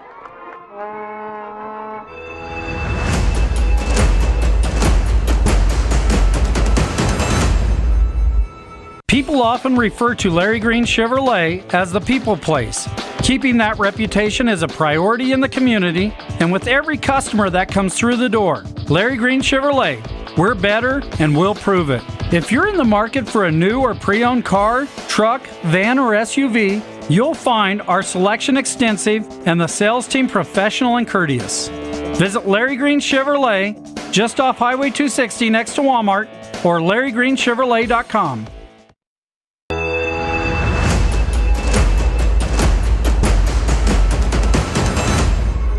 28-0 our score here on the Larry Green Chevrolet scoreboard. 18 seconds left in the second quarter as Benjamin Franklin will kick it away to the Mingus Union Marauders. We saw the Marauders have some success through the air in their last offensive possession as that ball will sail into the hands of Hunter Perkins around the 5. Perkins trying to get some room to run on the right side, cutting back inside. Perkins still on his feet, cuts back again to the right side and gets the ball around the Chargers 40, the Marauder 40. A great return there by Hunter Perkins, and with 9 seconds left to go, we'll see if the Marauders can get into the end zone. And you got room for opportunity here. Do you take a knee, be conservative, down 28-0? I don't really think so. I think you try some sort of a trickery play. Yeah. Maybe play it safe, try run up the middle. Sometimes the other team's anticipating some trickery, like a reverse. But we'll see what Coach Montebaez and Anguiano's got cooked up. Ball spotted on the Marauder 39-yard line. 1st and 10. Harrison under center. Takes the snap. They're going to hand it off right side. Hunter Perkins does have some room to run on the right side. Not enough for the first down, but that should about do it here for the first half.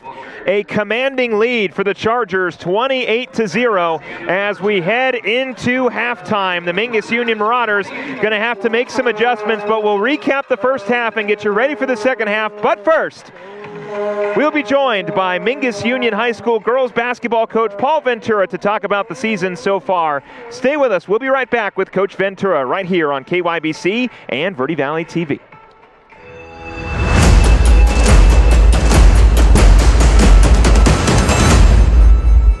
People often refer to Larry Green Chevrolet as the people place.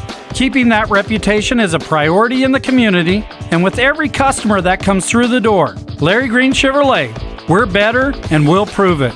If you're in the market for a new or pre-owned car, truck, van, or SUV, you'll find our selection extensive and the sales team professional and courteous. Visit Larry Green Chevrolet just off Highway 260 next to Walmart or LarryGreenChevrolet.com. Starting in the late 1920s, Grandpa Gettle and his brothers laid the groundwork for what would become a family legacy. Almost 100 years and 100 patents later, Gettle's High Desert Mechanical continues to raise the bar of quality heating, cooling, and plumbing products and services in the Verde Valley. Call Gettle's High Desert Mechanical Heating, Air Conditioning, and Plumbing at 567-2200 or online at GettlesHDM.com, providing solutions for your comfort. Don't settle. Get Gettles and go Marauders. Choose the region's most comprehensive heart program. Choose care close to home. Choose world-class surgeons. Choose Northern Arizona Healthcare. Choose precision. Choose innovation. Choose robotic-assisted knee and hip replacement. Choose Northern Arizona Healthcare. All Price Insurance on Main Street in Cottonwood is your local insurance provider for personal and commercial insurance. Call and compare 23 insurance companies for home, health, auto, RV, motorcycle, boat, or ATV. Specialty insurance and insurance bonds are no problem at All Price Insurance. Call or visit All Price Insurance today.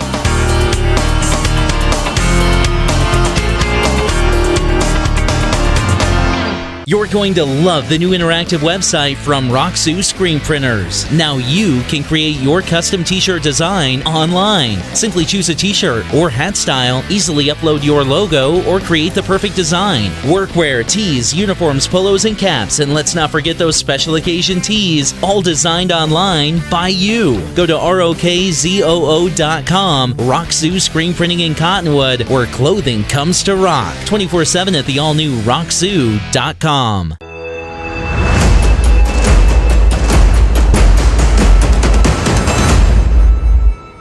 Welcome back to the halftime show here on KYBC and Verde Valley TV. I am Philip Catalfamo, and I'm joined by a former face to the, or I should say, usual face to the broadcast, as well as our show off the bench. He is the Mingus High School girls basketball coach, Paul Ventura. Coach Ventura, thank you for coming on. Hi, how are you? I'm happy to be here. Well, I'm very happy to have you here, Coach. Just kind of briefly, this has nothing to do with Mingus Sports, but you got the opportunity to go down to, what was it, game 3 of the WNBA Finals of the Phoenix Mercury and the Chicago Sky. I heard it was an incredible finish to that game. You got a chance to take your daughters down there. You just talk a little bit about that experience for you and your kids. Yeah, I have a 8-year-old and a 6-year-old. Wife had the opportunity. We had free tickets to go to see the Suns preseason game, and we realized that the Mercury were going to be playing afterwards, and we thought, man, we should try to get some tickets and stay for the second one. I really wanted my girls to be able to see, some of the best female players in the world. Yeah. And they're really big fans of Diana Taurasi, especially now after seeing her in person.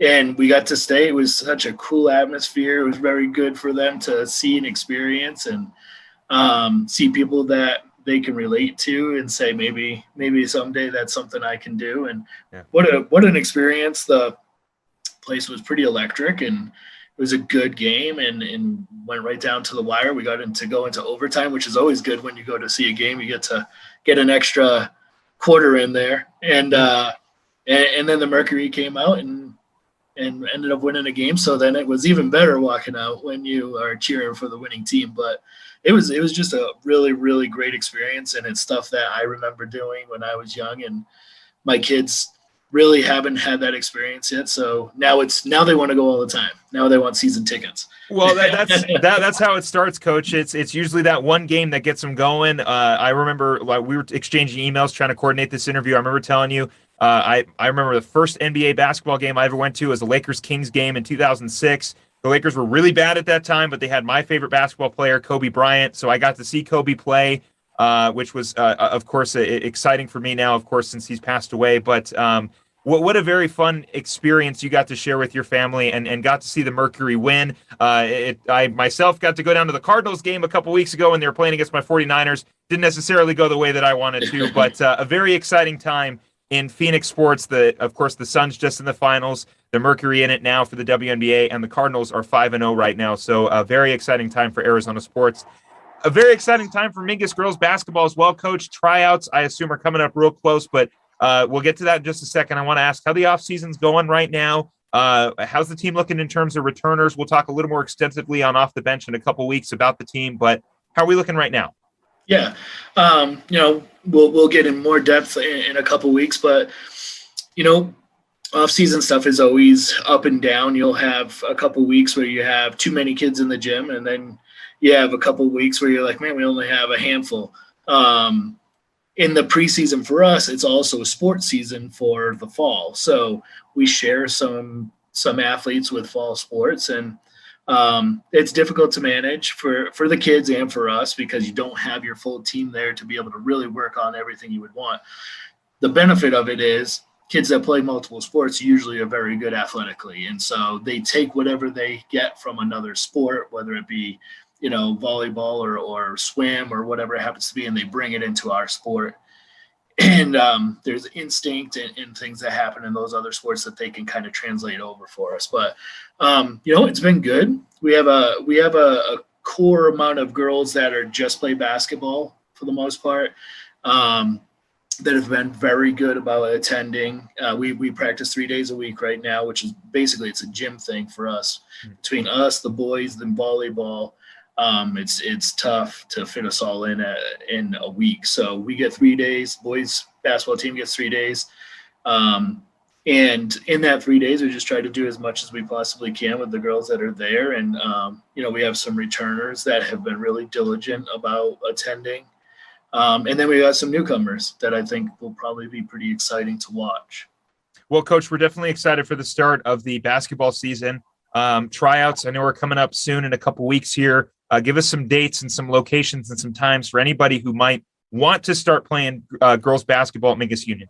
Yeah, November 1st and 2nd. So November 1st is the official first day of the winter sports. So November 1st, we're going to do our first day of tryouts, and I always do about 2 to 3 days. And so this year I'm going to do 2 days, November 1st and 2nd. Usually within that.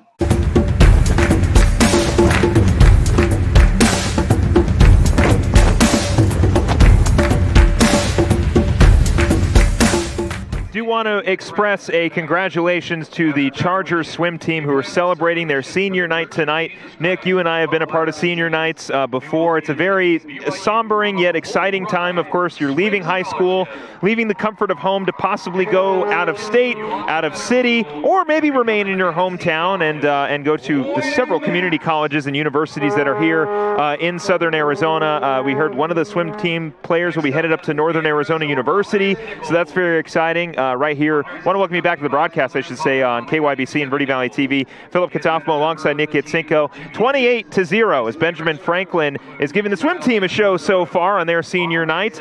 A confident lead right now for the Chargers, Nick. That's pretty much all we can say. Yeah, first off, hats off to the swim team here at Benjamin Franklin High School, and it's great to hear all their goals and ambitions. And you're right, they got a lot to celebrate tonight.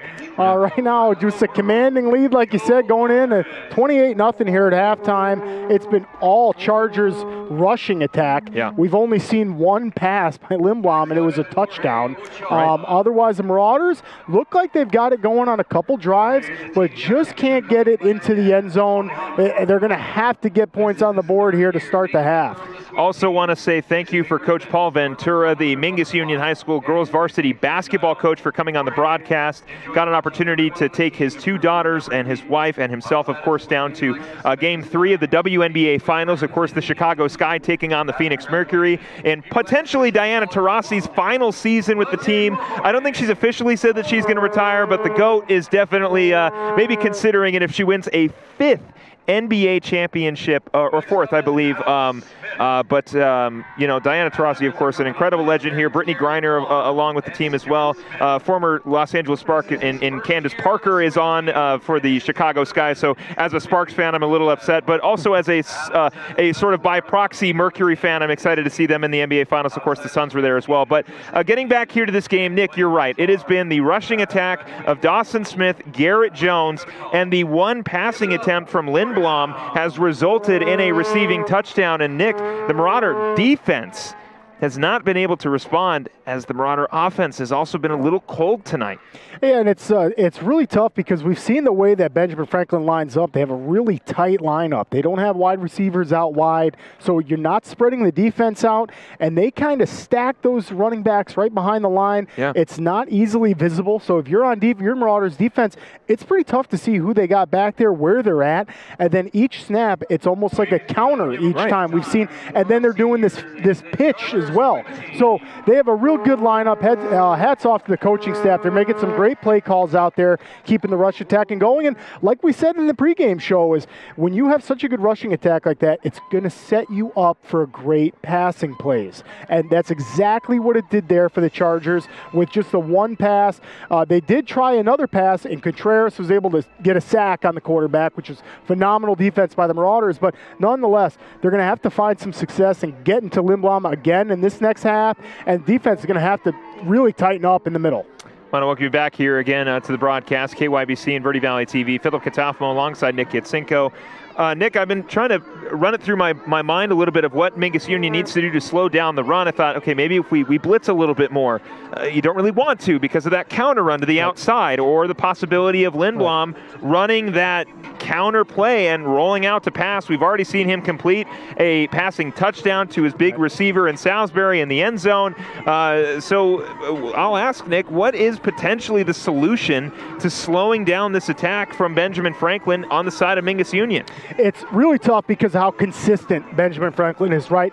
The Marauders have done a great job of containing Dawson to only the biggest run he's had so far is a 13-yard run, which, I mean, that's great. He's had a lot of 8-yard runs, 7-yard runs, and 6-yard runs, but Marauders have done a great job of containing him, not letting him break out into the open.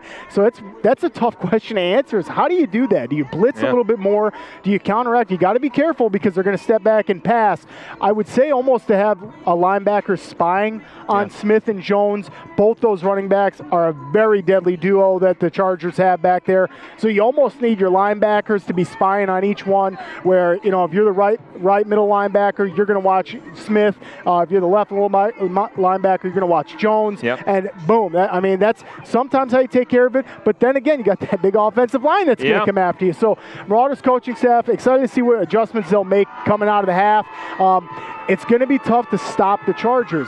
I think the key to getting back in this game and to any chance of winning this game is to get points on the board. You're going to have to score. It's not going to be a, hey, let's shut down the Chargers offense. Their offense is just great. It's a phenomenal offense that they run out there. So you are not going to shut them down this whole entire half. You might get a couple possessions where you can stop them, and that's where, if you're the Marauders, you got to score every time you touch that football. Well, and you're right, Nick. I mean, of course, Mingus Union just trying to get the goose egg off of the scoreboard, 28-0, and they will start with the ball on offense, so this obviously provides a little bit of opportunity for Coach Anguiano and the offense to get into the end zone. We know Coach JR and the defense is going to make the proper adjustments and try to shut down the running attack of Smith, Jones, and the passing attack of Lindblom, but only time will tell right now if Mingus Union can get back into this game. But still a lot of football to be played in this game, and we've seen these Marauders battle tough before. Let's talk about the Flagstaff game. Take a look at the Bradshaw Mountain game. We've seen this team battle tough against good opponents. They score a lot of points. The first time Mingus Union has not put up at least 14 against any opposing team so far this season. Yeah, we're really going to have to go against our typical strategy here and get some points in the second half. I mean, you have to score in the second half if you're going to have any chance of getting back on the board.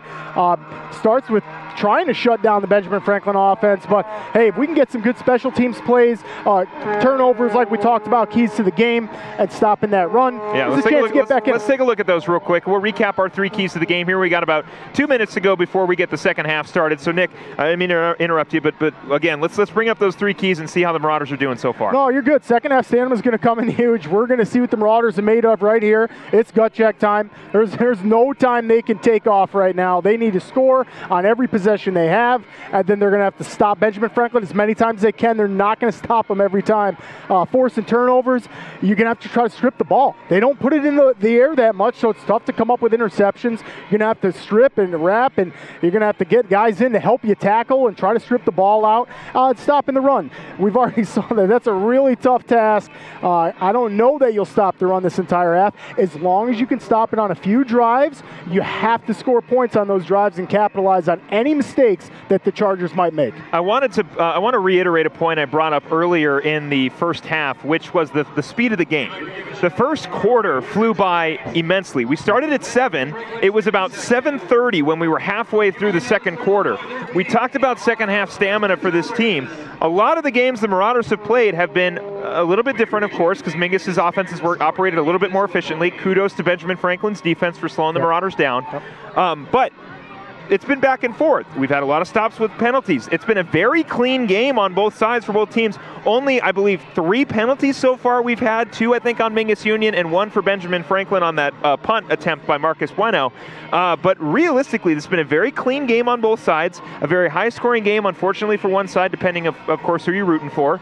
But we keep talking about second half stamina. If the game's moving along quickly, of course, it's going to put a lot of pressure on the offense to score, but it gives the Marauders defense an opportunity to get some rest, because both offenses are having very long drives that are taking up almost 90 or even 60% of the entire quarter.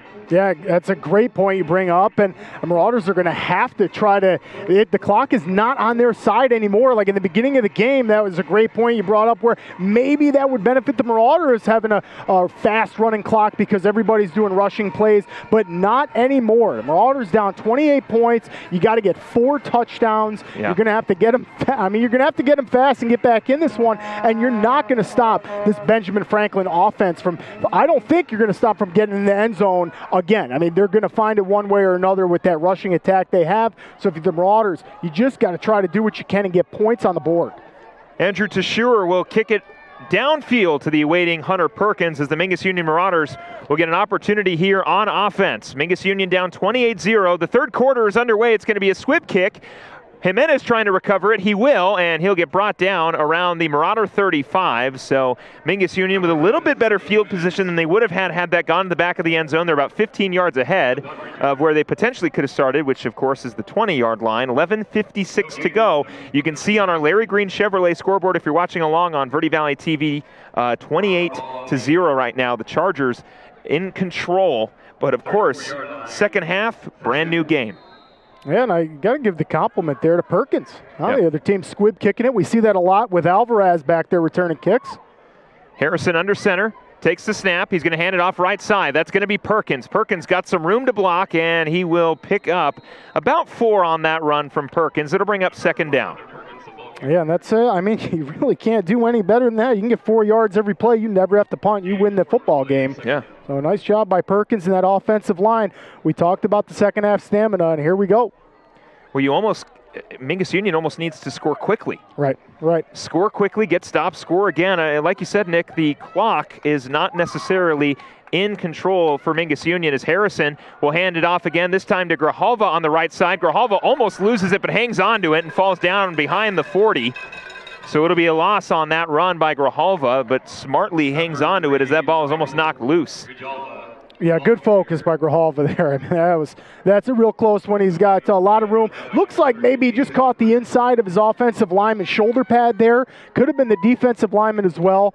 If you're watching at home, you can see the replay here. Yeah, just as he goes through the line of scrimmage, he just gets his elbow bumped a little bit, which will jar that ball loose. So good focus on not letting anything bad happen there. Keeps it third and manageable. 10:40 to go here in the third quarter. Again, 28-0. Ball spotted on the Marauder 40. Looking to move the ball ahead, 3rd and 5. Looking to convert here. Harrison takes the snap, rolling out to pass to his right. He's got some room to run. Harrison going to do quick pass over the middle, completed to Perkins. Perkins fights his way for a first down. Yeah, and you can't script up a pass play any better than that. Great patience by Harrison. You're going to see him roll out on your replay here. This is where you're seeing the maturity of Zach Harrison. You know, we talked about his first start on off the bench when he got that first ever start when we were at Combs in 2019. Telling me how nervous he was to get that game started. Didn't want anyone to talk to him about football the night before, and he came in and since then has really every year slowly improved for this team. And like I said, just showing the maturity of that quarterback to stretch out that play and try to force the pass before immediately going to run. As again, Harrison will operate under center here, getting close to under 10 minutes, 1st and 10. Harrison takes the snap. He's going to hand it off right side. Grijalva, it gets brought down right back at the line. So no gain, if anything, maybe about 1 or 2 on that run. It'll bring up 2nd down. Yeah, the Chargers saw that one coming there. Nice job by that defensive line and linebacker core. They knew that was coming. Just a little bit of a power right, and Chargers are ready for that one. But, yeah, this offensive line and Zach Harrison, like you just said, that was well said about his maturity piece, and it's been fun to watch him grow over the past few seasons. Harrison under center, takes the snap. Rolling out to his left, design run. Pressure coming. Harrison blocks it, stiff arms a couple guys, able to get about 4 on that run. Coming in for the potential tackle was Gage Blair. Harrison able to avoid him. We'll take a look at it here on the replay. It's a play action it's a quarterback run there by Harrison as he bootlegs to his left, able to pick up about 5 on that run, so 3rd and 6. Again, it's manageable. And give some credit to Zunich on that play. You saw Harrison coming out to wide, and Zunich does a good job of avoiding any kind of a block in the back or hold. Ball on the Marauder 50. Harrison takes the snap, hands it off right side. Perkins has got some room to run, and he will get brought down shy of the 1st down. And it'll bring up 4th down for the Mingus Union Marauders, and a tough decision here for Mingus Union. The ball is now in Chargers territory, your 4th and 3. If you can convert on 4th and 3, the ball's now on the Chargers 45. However, if you don't convert, now the Chargers get an opportunity to immediately get into Mingus Union territory. I like the call going for it. You're down 28 points. You need some momentum and some confidence. Yeah. But, yeah, it's a double-edged sword. You punt it, play it safe, try to pin them deep. Harrison under center, takes the snap, hands it off. Grijalva shut down at the line. Turnover. Boy, well read by the Chargers. Having none of that, the Chargers read that play all the way. There was 3 guys in the backfield for the Chargers before Grijalva even had a chance to get upfield. 8 minutes, 11 seconds to go, and now the Chargers will take over on their own 48-yard line. 1st and 10. Marauders looking for a stop. Lindblom under center. Lindblom takes the snap, flips it to the right side. That's going to be Dawson Smith. Smith is brought down around the 40-yard line. Should be enough for a 1st down. It will. Another big run for the junior running back.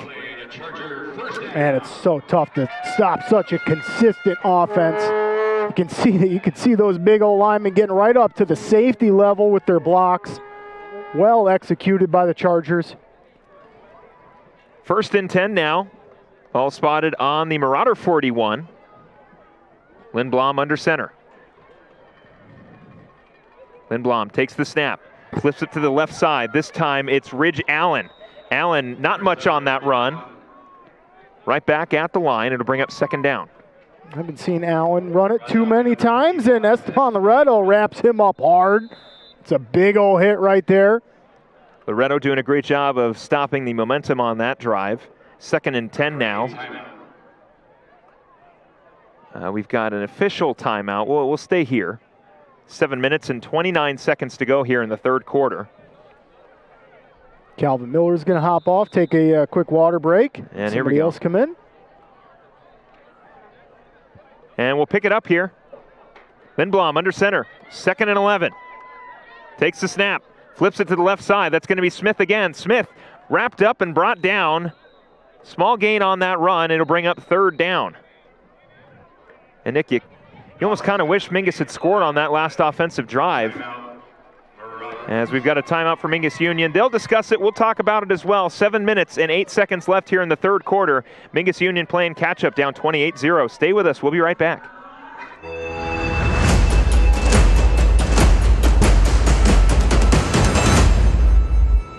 All Price Insurance on Main Street in Cottonwood is your local insurance provider for personal and commercial insurance. Call and compare 23 insurance companies for home, health, auto, RV, motorcycle, boat, or ATV. Specialty insurance and insurance bonds are no problem at All Price Insurance. Call or visit All Price Insurance today.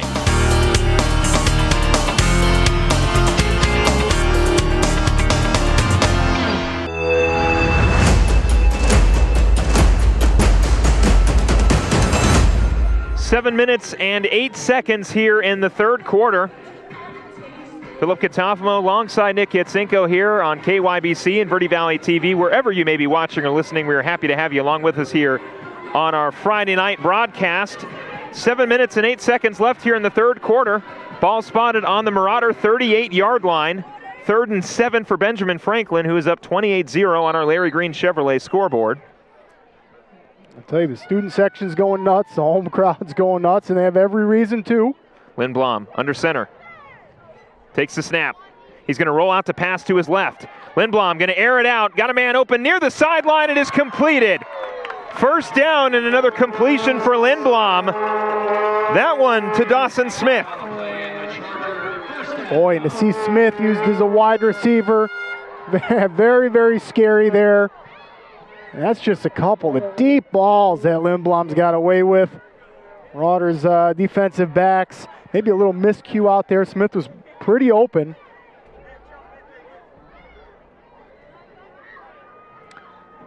It will bring up 1st and 10 here for Benjamin Franklin.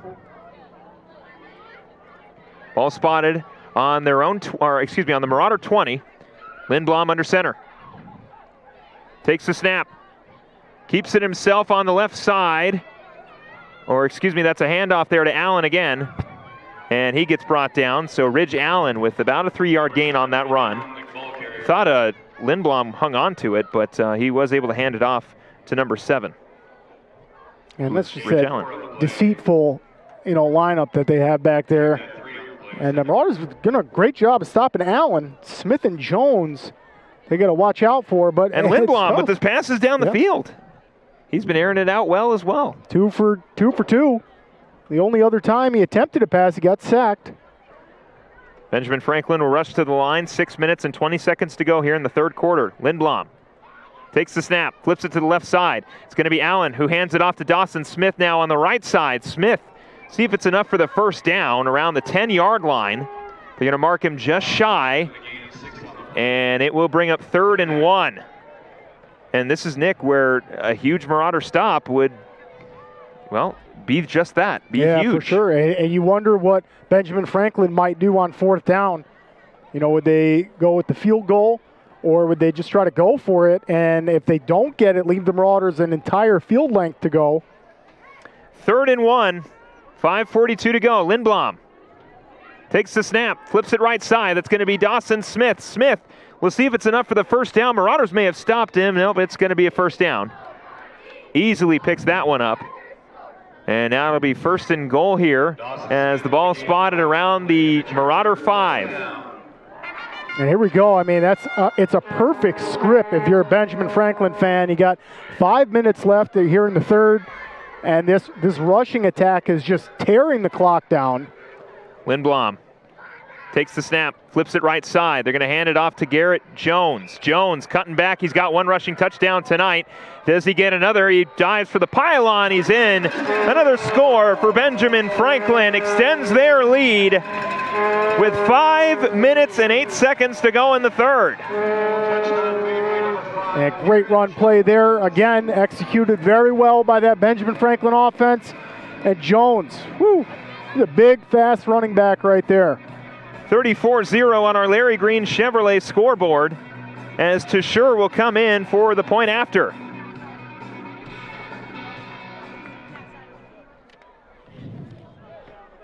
Ball is snapped, kick is away, and it is good.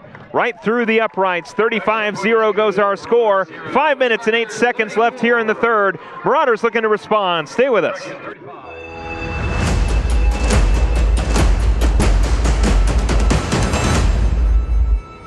The Suzy Q Market is the most convenient stop for road trips with 1,500 beverage selections and plenty of snacks. And save on fuel with the Marathon Make It Count reward program. The Suzy Q drive-thru window is the most convenient way to stop for those essentials on the way home.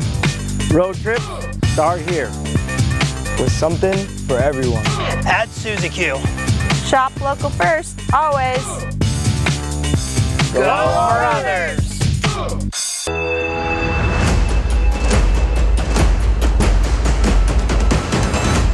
35-0 on our Larry Green Chevrolet scoreboard. A commanding lead for the Benjamin Franklin Chargers with 5 minutes and 8 seconds left to go.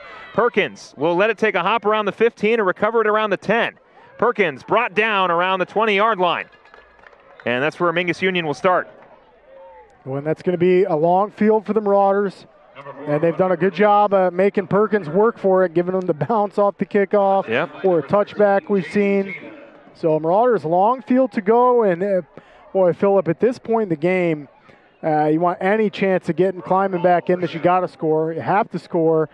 Wouldn't be surprised if we've seen Harrison with a little trickery or dropping back to throw it, which they've had success through the air. They have, and we've seen flashes of it so far tonight, even some success on the ground as well. But like I said, kudos to Benjamin Franklin's defense. They have slowed down any momentum Mingus Union has had, as that's going to be a handoff up the middle to Grijalva. Not enough for the first down, but a good run there by the sophomore running back.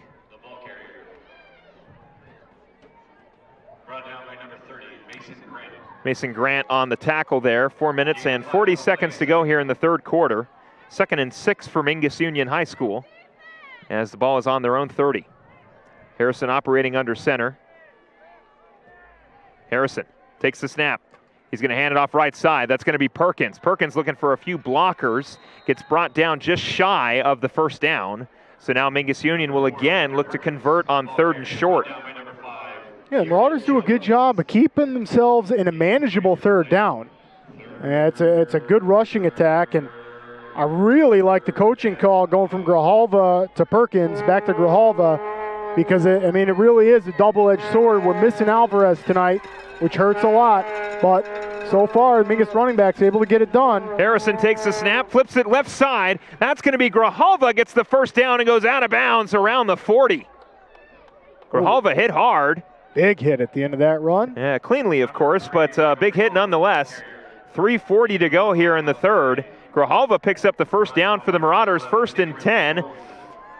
And now we'll see what Mingus Union can do with the ball spotted on their own 40. And that'll put them at 50 yards rushing, Grijalva. And, boy, the Marauders just over 100 yards rushing in total. Having Harrison in there, Perkins. So they're getting their weapons utilized. We've seen Wharf utilized at the running back position tonight. Harrison under center. Takes the snap. He's going to hand it off right side. Grijalva fights his way for a few extra yards on that one. Not enough for the first down. It'll bring up 3rd down. Or, excuse me, 2nd down. That's a great gain of 6 yards right there. That's a really promising rushing attack by the Marauders. We just haven't seen them get it into the red zone. We've seen them drive it all night, really, but they just can't get it deep enough into that red zone and get on the board, which they're going to have to do here. Under 3 minutes to go here in the third. Harrison, man in motion. That's going to be Ramirez. Harrison dropping out to pass on the right side. No, he's going to run. Cuts back now. Harrison going to try it now. Looking to get past the line of scrimmage. He'll go out of bounds. Good scramble there by Zach Harrison. Not enough for the first down, but a good quarterback keeper there as Harrison initially ran to the left. Esteban Loretto grabbing onto his left leg, and he does make his way back up to his feet, so maybe just got his ankle stepped on accident as he was defending the run. So it'll bring up 3rd and 4 here as Harrison looks to convert again. Yeah, it's a lot of running by Harrison on that previous play. A lot of east and west. He just had no lanes to go through to get upfield. Harrison on with 2 minutes and 44 to go here. Third down. Harrison trying to convert the first down. He'll take it up the middle and find a lot of room to run. Harrison picks up the first down. Ball spotted around the Chargers 40. Great scamper by Harrison. I love watching that type of run. You're going to see right here, he's got that option to pitch it out to Grijalva, but he's right off the bat. The Chargers outside linebacker bites on Grijalva, so Harrison just sprints upfield. Love that play. 2 minutes and 20 seconds to go here in the third quarter. 1st and 10 on the Chargers 43-yard line. Harrison under center, getting close to under 2 minutes here. Takes the snap, rolling out to his right. He's going to pass. Harrison, pressure coming, and he's brought down. Maybe got a fumble recovery. Chargers say they got it. A tackle and a possible strip from Noah Brutus, the big D lineman. They are going to call him down, but Brutus gets the sack. Noah, get you some Gatorade on the sidelines. Nice job. The big guy chasing down Harrison, not letting him get anywhere. It looked like Harrison might have had a chance to kind of get away and scamper a little bit. Noah showing off the speed from the big guy. Big loss there for Zach Harrison. It'll bring up 2nd down and 23. Ball back on the Marauder side of the football field around the Marauder 45. We'll spot it at the Marauder 43. These are just tough situations here. We've seen a couple of these where it's 2nd and 20-something, 3rd and 20-something. And it's real tough to pull away with a close game or a victory when you're battling big yardage like that. Minute 20 to go here in the third. Harrison trying to convert on, 2nd and very long. It's going to be a handoff to Grijalva. Not much of a gain on that run. Like Contreras on the outside of that. Grijalva is down. Hopefully he's okay. Yeah, he looks like he's kind of rolling around a little bit of pain. Get the trainers right out there. Trainers will come and take a look at Grijalva. Minute 18 to go here in the third. Coach Monsibaya is down there as well, showing, making sure his player's okay as the Marauders make their way off the field. Tell you, Contreras on that last play had himself a pancake block. I know haven't had too much to celebrate on the Marauders' offensive side of the game, but Contreras getting himself a nice block out there. Esteban Loretto is going to have to kind of nurse that ankle. We saw him earlier hold that a little bit. Got to be careful. We talk about that second half stamina. A lot of these guys are going both ways on offense and defense, which is not uncommon in high school football. See a lot of that from your top athletes. And, boy, right now, that training staff out there with Michael Grijalva. Hopefully he's okay. His hand, never mind. Grijalva's still... tough to speculate. I mean, I don't want to speculate on injury. Wrapped around. You can't really tell. You hope it's a cramp. Cramps you can get right up from, get some Gatorade. And usually cramps are the ones that hurt the most. It's when you see guys like punching the ground and grabbing stuff because those cramps that suddenly come up are real tough. But you see Harrison over there on that offensive side, his helmet off. I mean, those guys are discussing it over there. Hey, what do we got to do to get in the end zone? Get rid of, like you said earlier, get rid of the goose egg. Getting rid of the goose egg is going to give you a lot of momentum, a lot of confidence. Without a couple weapons tonight, the Marauders haven't done bad with spreading the ball around. Michael Grijalva making his way onto his feet. He is sort of nursing that right leg, so whatever it may be, it's nice to see Grijalva back up and making his way to the sideline. Coming up big, filling in for Makai Arnado and Angelo Alvarez, who are not here tonight. Grijalva, usually a DB for Mingus Union, is operating as a running back. Of course, he's a sophomore. He'll have a couple more years here at Mingus Union, probably find his way in the offense as Makai Arnado becomes the lead back for Mingus Union potentially next season. But my hat's off to Grijalva. He did great tonight. Yeah, I know he had the fumble. But to come in and play well for Mingus Union is always great. So we wish you a speedy recovery, Michael.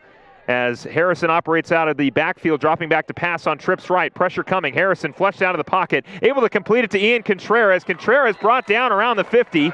Wasn't near the first down anyway because we were operating on 3rd and very long. It'll be positive yards regardless, but it brings up 4th down. And now Mingus Union will try to convert on 4th and 17 as we get close to the end of the third quarter, Nick. And that was hats off to Ridge Allen on the tackle there for the Chargers. Does a great job of not letting Contreras get upfield, because if he can get upfield, he's got that first down and much more. 30 seconds to go here. Empty backfield for Zach Harrison. Trips right. Marauders trying to convert on 4th and 17. Harrison, quick pass to the right side is completed to Freddie Jimenez. Jimenez trying to fight for the first down, and he'll get to the original line of scrimmage, and it'll be a turnover. And Anthony Islis out there adding to the pancake blocks tonight for the offense. Unfortunately, it's going to end up in a turnover on downs. So now the defense will look for a stop. First and 10 on the Charger 42.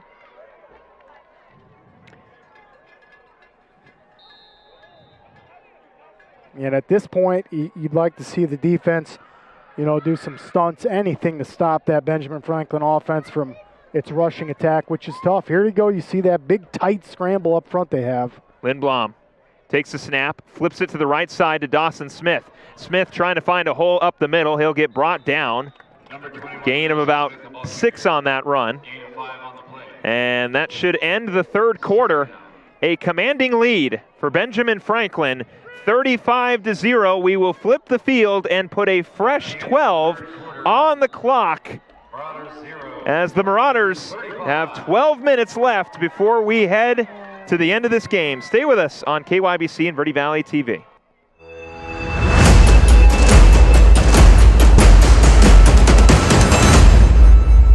I'm Chris. And I'm Tandy, owners of Taylor Waste. We're homegrown in the Verde Valley and nearly your last local choice. We want to be your first choice for residential and small business garbage service. Get a free month service when you make the switch to Taylor Waste. And enjoy monthly service as low as $16 per month. Visit TaylorWaste.com for more information. Or to start service, call Taylor Waste at 649-2662. Taylor Waste, service tailored to your needs. All Price Insurance on Main Street in Cottonwood is your local insurance provider for personal and commercial insurance. Call and compare 23 insurance companies for home, health, auto, RV, motorcycle, boat, or ATV. Specialty insurance and insurance bonds are no problem at All Price Insurance. Call or visit All Price Insurance today.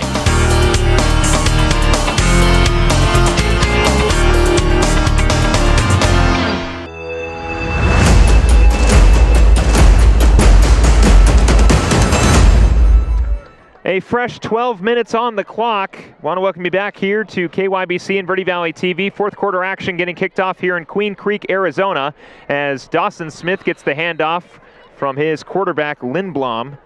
And it results in a small gain there to bring up third down for the Benjamin Franklin Chargers, who are leading the Mingus Union Marauders 35-0. Couple scores here around the 4A Grand Canyon region. Prescott and Coconino tied 14-14 at halftime. Marauders, of course, will take on the Panthers next week on the road. And Lee Williams versus Bradshaw 0-0 heading into the third. What good region play. Again, we've talked about already. Lindblom takes the snap, flips it to the right side. That's going to be Allen. Allen gets wrapped up behind the line. Esteban Loretto and a bunch of Marauders bring him down. Yeah, great job. Looked like Emmett Smith and Esteban Loretto kind of tag teaming that tackle. And boy, they've had Allen's number all night. So it'll bring up 4th and 5. And I believe it will be a punt for Benjamin Franklin. I almost called him Lee Williams, but Benjamin Franklin. And the punter, number 87, Jack Salisbury. Like I mentioned him earlier, 337 punt yards, 6 landing within the 20-yard line. He will try to punt it away from the Chargers' 35 as a couple Marauders await the return. Perkins waits for the hop around the 10, and great job again by the special teams of Benjamin Franklin as that ball is recovered around the 7-yard line. And now Benjamin Franklin pinning Mingus Union very, very deep. Great punt by Jack Salisbury. Yeah, nice job on the punt, Jack. I mean, that's, again, like I said earlier in the game, it's tough to find high school kickers like that, and the Marauders have that themselves. and Bueno, and there you see a pump by Salisbury, pinning them in the Marauders inside the 10-yard line. And that's how you get colleges looking at you right there, able to boot that ball downfield and set your defense up for success. Make a great career of punting the football in the NFL or the NCAA. Harrison are operating the shotgun formation with trips right. Harrison, he's going to hand it off to, Perkins on the left side. Hunter Perkins picks up the first down. Big run by the senior running back. First down, Mingus. Nice to see Perkins with a scamper like that. That's a great job finding the holes. Esteban Loretto pulls around, does a nice job there. Perkins able to scamper upfield. That's one of the longest nights of the run on both sides. First and 10 now. 10 minutes to go in the fourth. Harrison with the empty backfield and trips left. Mingus Union first and 10 on their own 22. Harrison takes the snap, hands it off left side. That's going to be Perkins again. Perkins still finding room to run. Perkins on his feet and gets brought down around the Marauder 45. Another huge run from Hunter Perkins.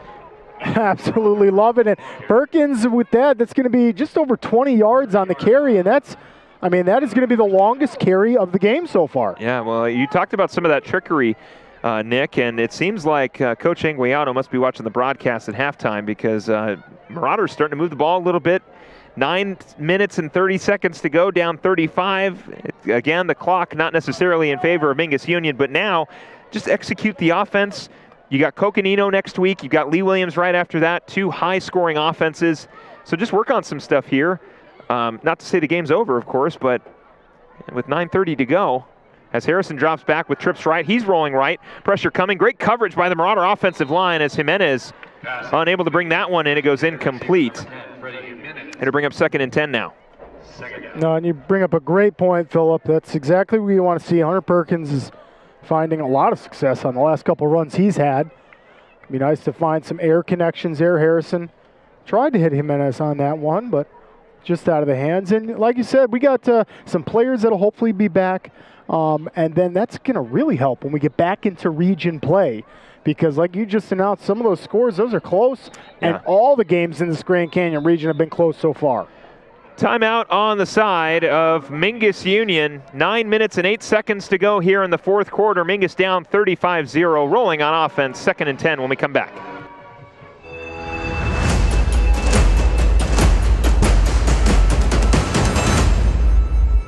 Since 1925, Tiffany Construction has worked with developers and local and federal government to build, expand, and improve infrastructure, roads, drainage systems, and subdivisions. From concept to completion, the Tiffany Construction team provides a full complement of construction services and state-of-the-art delivery methods customized to fit your needs and budget. They're Arizona's longest tenured family-owned and operated civil contractor and proudly serving the Verde Valley since 1991. Tiffany Construction, knowledge and experience to bring your project to reality.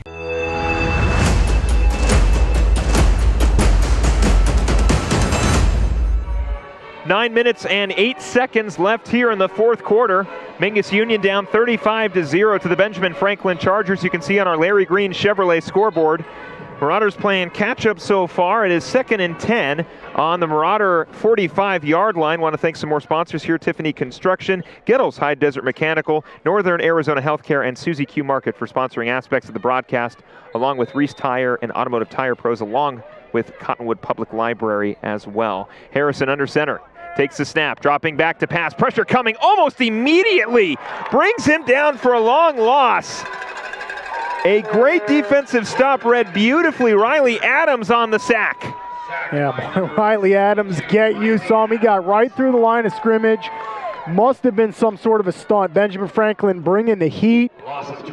Boy, that's a great play call there as they read the Marauders, dropping back for a pass. Huge loss for the Marauders. 3rd and 22 now with the ball spotted on the Mingus 33. 8 minutes and 30 seconds left here in the fourth quarter. Trips right for Zach Harrison with Hunter Perkins lined up alongside him. Harrison dropping back to pass. Pressure coming again. It's going to be a quick pass completed to Hunter Perkins. Perkins gets right back to the original line of scrimmage. It will bring up fourth down. But Zach Harrison, pressure coming again, able to slip that one almost immediately to Hunter Perkins. And now the Marauders will try to convert on 4th and 10. Or actually, they're going to let Marcus Bueno come out and send it downfield.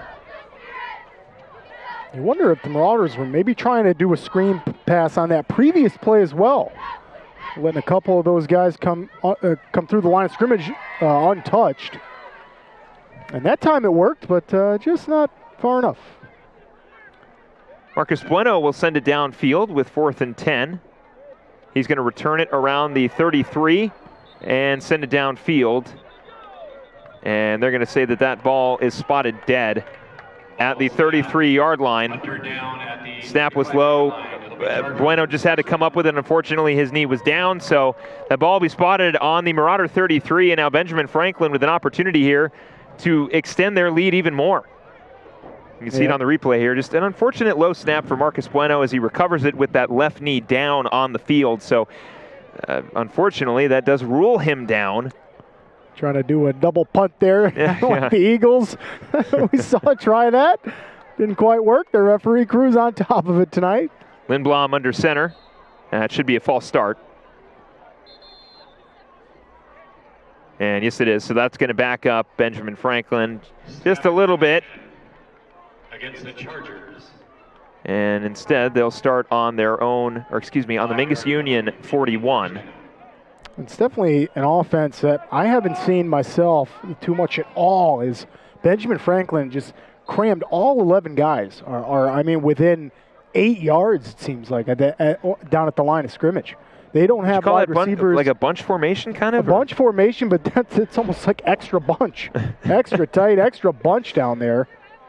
Lindblom under center. Waiting to take the snap, he will. He'll flip it to the left side. That one is completed this time to number 31, and that is Preston Kleinman. So Kleinman able to get just a little bit on that run. It'll bring up 2nd down and long for the Chargers. Benjamin Franklin using a couple different weapons. And the younger guys, some reps out there. Boy, and they already have a plethora of juniors on that squad. They are going to be real good next season. Yeah, Kleinman a freshman as Dawson Smith takes it to the right side. Smith trying to get the 1st down. He's still on his feet now, running to the left side. Dawson Smith's got no one to beat. He'll get into the end zone for another score.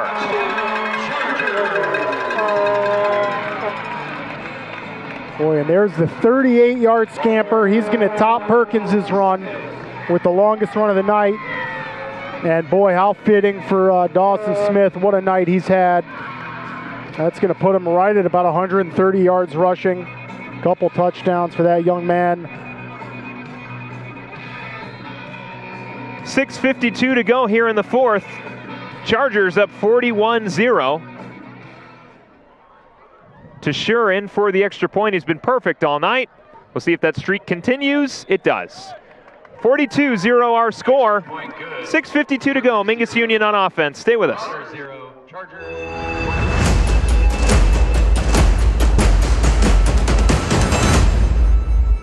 I'm Chris. And I'm Tandy, owners of Taylor Waste. We're homegrown in the Verde Valley and nearly your last local choice. We want to be your first choice for residential and small business garbage service. Get a free month service when you make the switch to Taylor Waste. And enjoy monthly service as low as $16 per month. Visit TaylorWaste.com for more information. Or to start service, call Taylor Waste at 649-2662. Taylor Waste, service tailored to your needs.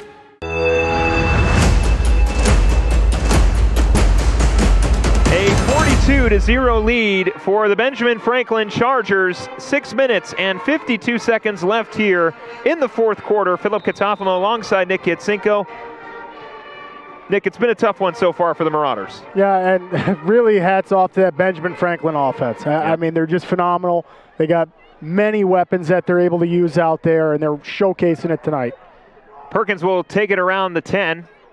Perkins trying to get past the Marauder 30, and he'll get stopped just shy around the Marauder 28. 1st and 10 now for Mingus Union as they look to get their offense going. Of course, running out of time here with 6:30 to go. And at this point, you got to play pretty conservative because there's really no chance of getting back in this one to win it. So you really got to be careful about injuries. You really want, like you said earlier, try to get some plays going that you can build off of. But you got to be careful with injuries right now. Just execute well, just try some stuff that you might be doing against Coconino next week. And just go from there. Trips left here, like you said, avoid an injury. Harrison takes the snap. He's going to hand it off to the right side. Perkins brought down around the 30, and we've got a flag down. And that's going to be, I'm almost certain, a helmet-to-helmet contact. Yeah, Perkins brought down around the 30-yard line. Flag immediately comes out. Yep. We'll see. They're discussing it out there now, but it looked to be a very smart decision by the ref there to throw it that fast. Right.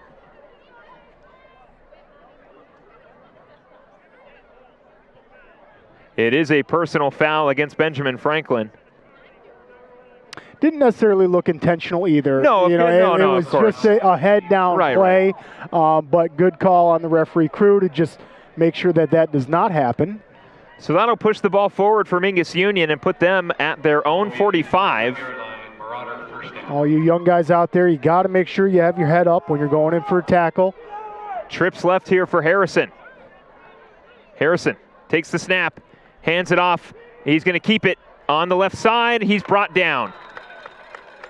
Boy, that big defensive line in there. We've seen some guys rotating out for the Chargers. Great stop again by number 72. That is Riley Adams, able to bring down Zach Harrison on the designed run. 5:50 to go here in the fourth, 2nd and 15.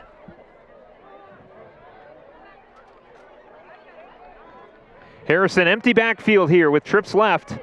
We'll see if they air it out. Harrison takes the snap, dropping back to pass. Got to convert. Harrison, quick pass to the left side. Completed to Ian Contreras. He'll get the first down and get brought down around the Chargers' 40. First down, Mingus Union. Yeah, boy, that's a great execution there by Harrison. The offensive line gave him some time that time, steps up in the pocket. And that's just a great ball, great catch. Nice end of the run there to get the first down. And boy, that's been the Marauders' kind of problem tonight, huh, Philip? Is they get some good plays going, and then they get a setback or a big sack on that Benjamin Franklin Chargers side. So Marauders just trying to find the end zone here, get rid of that goose egg. Harrison takes the snap, dropping back to pass. Harrison, a lot of time to throw, pressure coming, quick pass is incomplete. Over the middle. Nobody around to retrieve it, almost intercepted as that pass again falls incomplete. Will bring up 2nd down and 10. I like to see Harrison go through the air a little bit. You and I talk about this all season long, the chemistry that he's built with these receivers. 2nd down. Getting close to 4 minutes and 30 seconds left here in the fourth. Give you a score update here. Lee Williams and Bradshaw Mountain still scoreless. 0-0 going into the fourth. Harrison takes the snap, dropping back to pass. Pressure coming. Harrison brought down in the pocket. It'll be 3rd down. And that looks like Allen again on the tackle. Boy, he's been in that backfield seemingly all night for the Chargers. Riley Adams, on that tackle again. And yeah, we've heard his name be called a few times tonight. It'll bring up 3rd down now for the Mingus Union Marauders. Ball spotted on the Chargers' 43-yard line. Harrison, the lone man in the backfield with trips left. Takes the snap, dropping back to pass. Pressure coming. Harrison tosses it. Incomplete to Ian Contreras on the left side. It'll bring up 3rd down. Yeah, boy, and that's a tough one right there. And I like that Harrison keeps himself composed. It hits Contreras right in the hand. It's a bit high for him. Nonetheless, you got to try to help your quarterback out, make the catches there. But Harrison trying to find some success through the air. He's not getting it. Let me reiterate here. That brought up 4th down. So Marcus Bueno will look to send it downfield, getting close to under 3 minutes here in the fourth quarter. Marauders are starting to focus their attention on Coconino next week. You can catch that game right here on Verde Valley TV, as that one will take a hop around the 20, Great punt there by Marcus Bueno to pin Benjamin Franklin deep. Benjamin Franklin's next game will be on the road at Marcos Deniza. Punt kicked. I'll tell you what, this Benjamin Franklin team looks great. They got a lot of young guys coming back next season. And by the way this season's going for them, you know they're looking to get themselves into the playoffs. And a win here against an out-of-a-region opponent in the Mingus Union Marauders. Of course, like I mentioned, they'll take on Marcos Deniza next week. They're currently 14th in rankings right now. It's going to be tough to catch Cactus, but Benjamin Franklin could easily slip in. Lindblom under center. Takes the snap, flips it to the right side, and brought down behind the line is, I believe, number 26. And we'll try to get the actual number on that run. You see Avery in there on the it was either 26 or it was number good to see Avery on the tackle, Glassman in on the tackle, and that's what they needed all night. And again, I mean, they really did get it. Besides Dawson's 38-yard scamper, the only longest run other than that was a 13-yard run, so you could almost say Marauders have done a good job of containment. Lindblom takes the snap. He's going to hand it off on the inside. That's going to be another run there by Kleinman. I believe Kleinman was also the running back on the previous play. Obviously not enough for the first down, but we'll keep the clock going for Benjamin Franklin. They'll be on the road to Marcos Deniza next Friday, where the Mingus Union Marauders will be on the road as well to take on region opponent, the Coconino Panthers, who at last report were tied at halftime against the Prescott Badgers, 14-14. I do want to shout out Coach Cody Collette. He is back coaching the Prescott Badgers after a very scary incident on the field, and we're just happy to see him back. Coach Collette, a great coach here in the 4A Grand Canyon region. Happy to see him back with his team this year. It's going to be flip again to Kleinman as he is brought down behind the line. That'll bring up fourth down. So good stop there by the Mingus Union Marauder offense. But a little bit too late here as we're getting close to under a minute. Yeah, the takeaways is you're going to have to go back and watch over that film and try to pin down on that rushing attack that Benjamin Franklin has. What do you got to do differently? What kind of stunts do you got to do differently? You're missing a few key players that play both sides of the ball for you, so hopefully we get them back for region play, which is obviously more important than the freedom play, but it's tough to say what's more important or not important because all these games matter. And Benjamin Franklin's definitely fighting for a playoff spot. And the Marauders still have a wild chance as well. Obviously, they would have to win out in their region. There is a timeout on the side of Benjamin Franklin, but we'll stay here with 27 seconds left in the fourth quarter. And like we've been discussing, Nick, obviously the main focus is as a fire truck makes its way onto the Marauder side of the field. Not to say, of course, that it's for any Mingus Union Marauder. Not sure why. There is a hazy smell of smoke in the air. Not sure if it's a campfire or a fire. Nothing visual here on the field or on campus as the Queen Creek Fire Department comes here to Mingus Union High School, or excuse me, to Benjamin Franklin High School. It's the turf burning up from all the Chargers running all over it. And same with the Marauders. You can't take anything away. The Marauders, again, we're going to have Perkins reaching that close to 80 to 100-yard mark. Marauders have found some success rushing the ball, just haven't been able to get into the red zone. And, of course, the Chargers have been running all over the field all night. Well, we hope whatever the issue off the field is, hopefully it's minor. But, yeah, Nick, you make a great point. I mean, obviously Benjamin Franklin, who's looking to punt here, as Salisbury looks to kick it away to the awaiting Freddie Jimenez with 27 seconds left in the fourth quarter. But a big win for Benjamin Franklin, and like we said, Mingus Union will try to get a win next week against region opponent Coconino on the road. They look to have some of their guys back as that one is recovered around the 40 by Benjamin Franklin, but that should about do it here in the fourth quarter with 16 seconds left. Punt kick to the 39-yard line. It'll be Marauder first down. So it'll be Marauders' opportunity here on offense, and probably just enough time for maybe one play. Or kneel it, or maybe air it down the field. I imagine we'd see probably some sort of a comfortable play call here. You might as well try to get Perkins some more rushing. Yeah, I mean, at this point, again, it's just executing and trying to avoid injuries, get the clock going again, just get out of this fourth quarter like we mentioned as we head into our Gettles High Desert Mechanical postgame show, and we will have you our Verde Lee Market player of the game as well. But, like we said, just time to execute here as Harrison drops back to pass. Pressure coming again. Harrison's brought down, and that should do it. And hopefully Harrison's okay. He's gonna spring right back up, which is a great sign. That's going to do it, Nick. A huge 42-0 victory for the Benjamin Franklin Chargers. They are on the road at Marcos Deniza next week. The Mingus Union Marauders suffer a tough loss on the road and will look to bounce back again on the road at Coconino High School. The final here in Queen Creek, 42-0 home team with a victory. We'll head into the Gettles High Desert Mechanical postgame show. We'll recap the first half, and we'll get you ready for next week. Stay with us.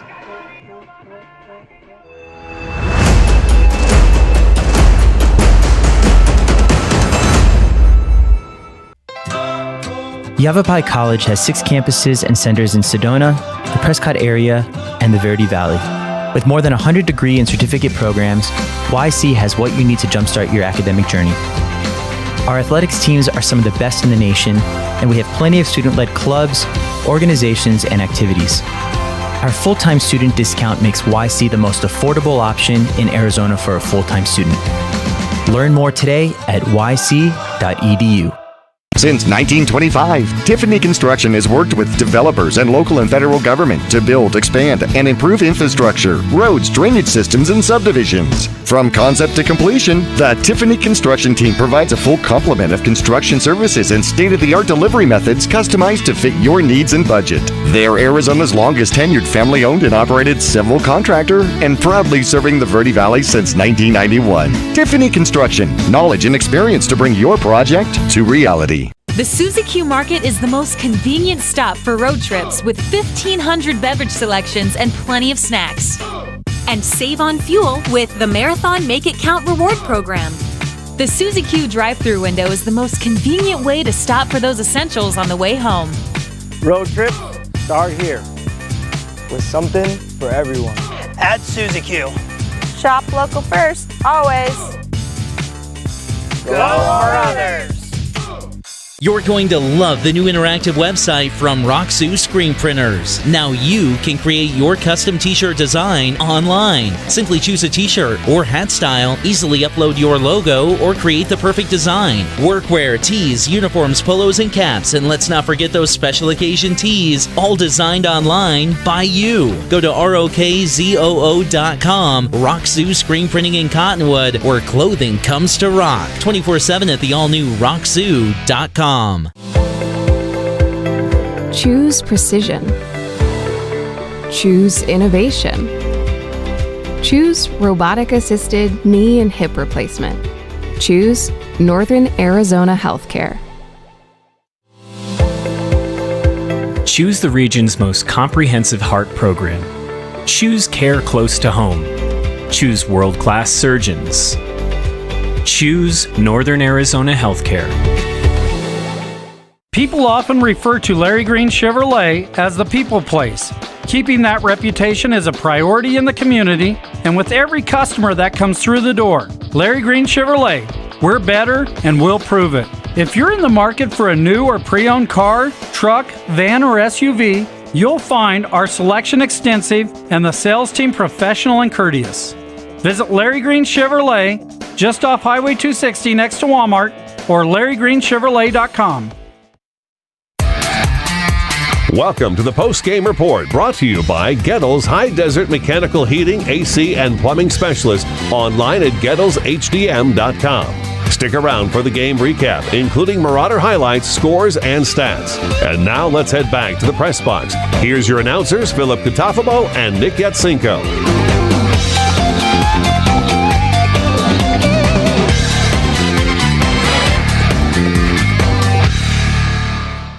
Well, Well, there they are, the Mingus Union Marauders suffering a tough loss on the road here in Queen Creek, Arizona on the campus of Benjamin Franklin High School. Philip Catalfamo alongside Nick Yatsinko here on KYVC and Verde Valley TV.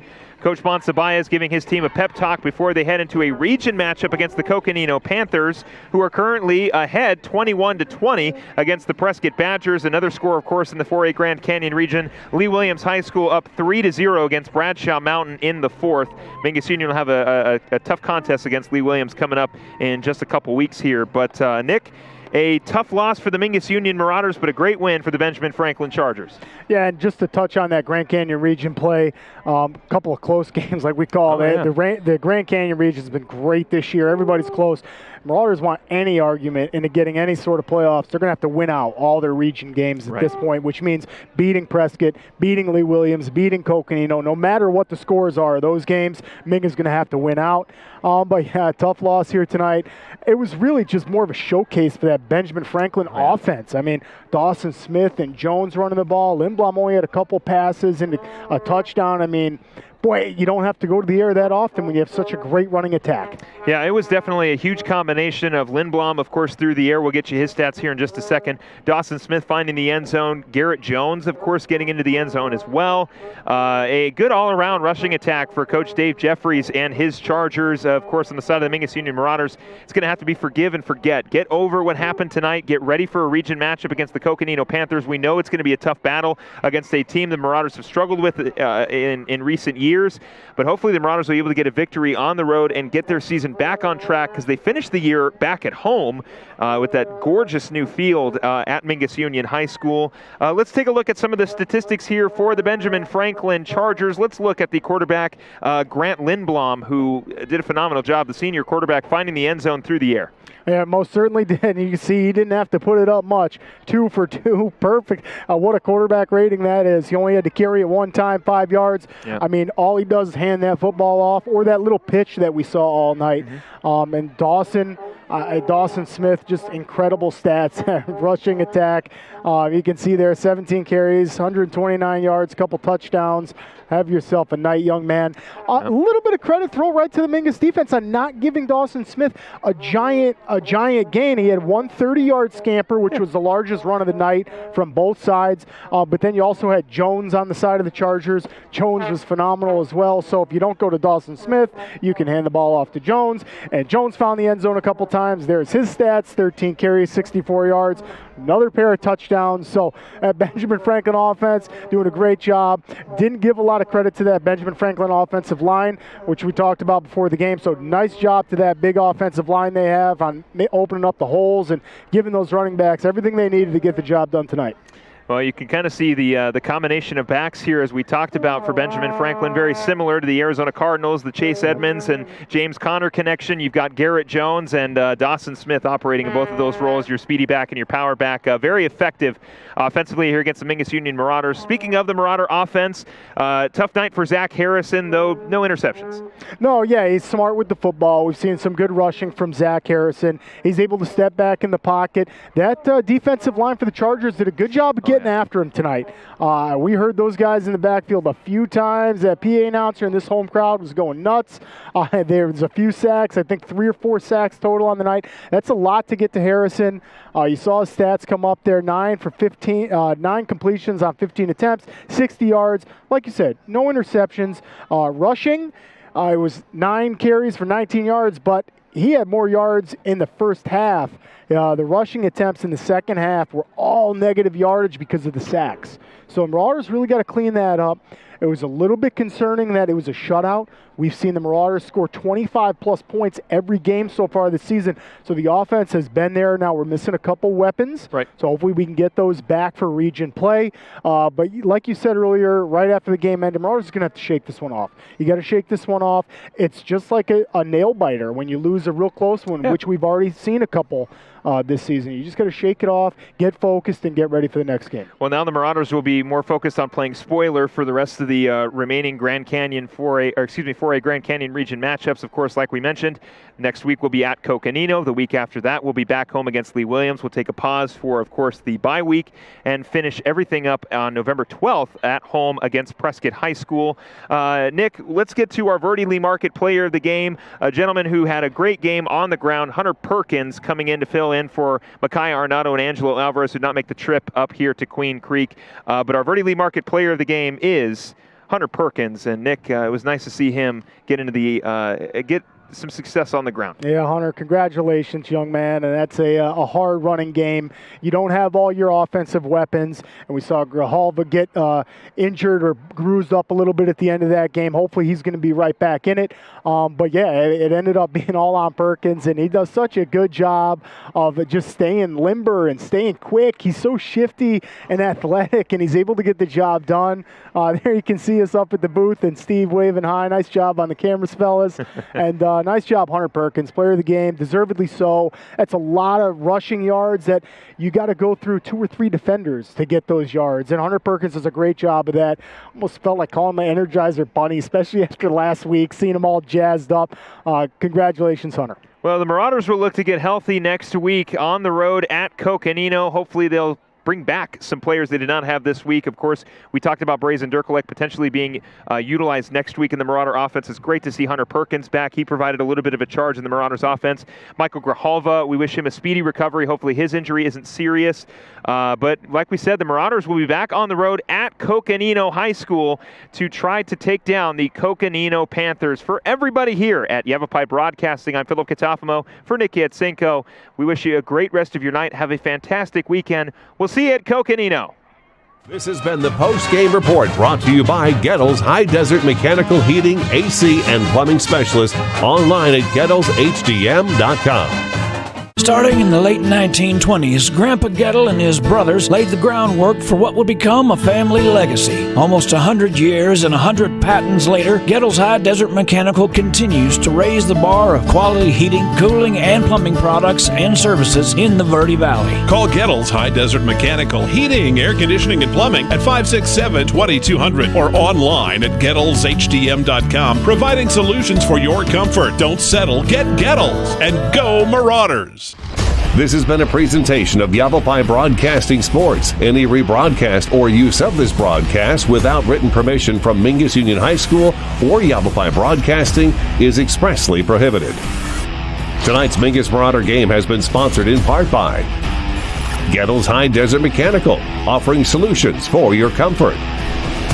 Northern Arizona Healthcare, improving health, improving people. And Suzy Q Market, the best road trips start at Suzy Q. Mingus Marauders football supporters also include Jackson Hewitt Rice Accounting, with locations across northern Arizona.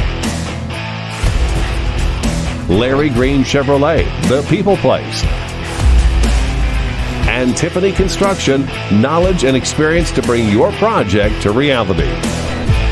Mingus football on KYBC, Verde Valley TV, and MyRadioPlace.com is also brought to you by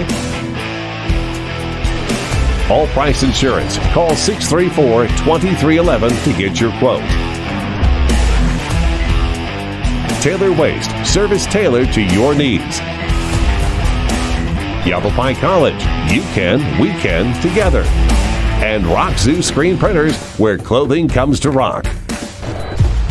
We'll return next week for exciting Mingus Marauder football action on KYBC 96.3 FM, online at MyRadioPlace.com, or Verde Valley TV Sparklight Channel 1056 Suddenlink Channel 2.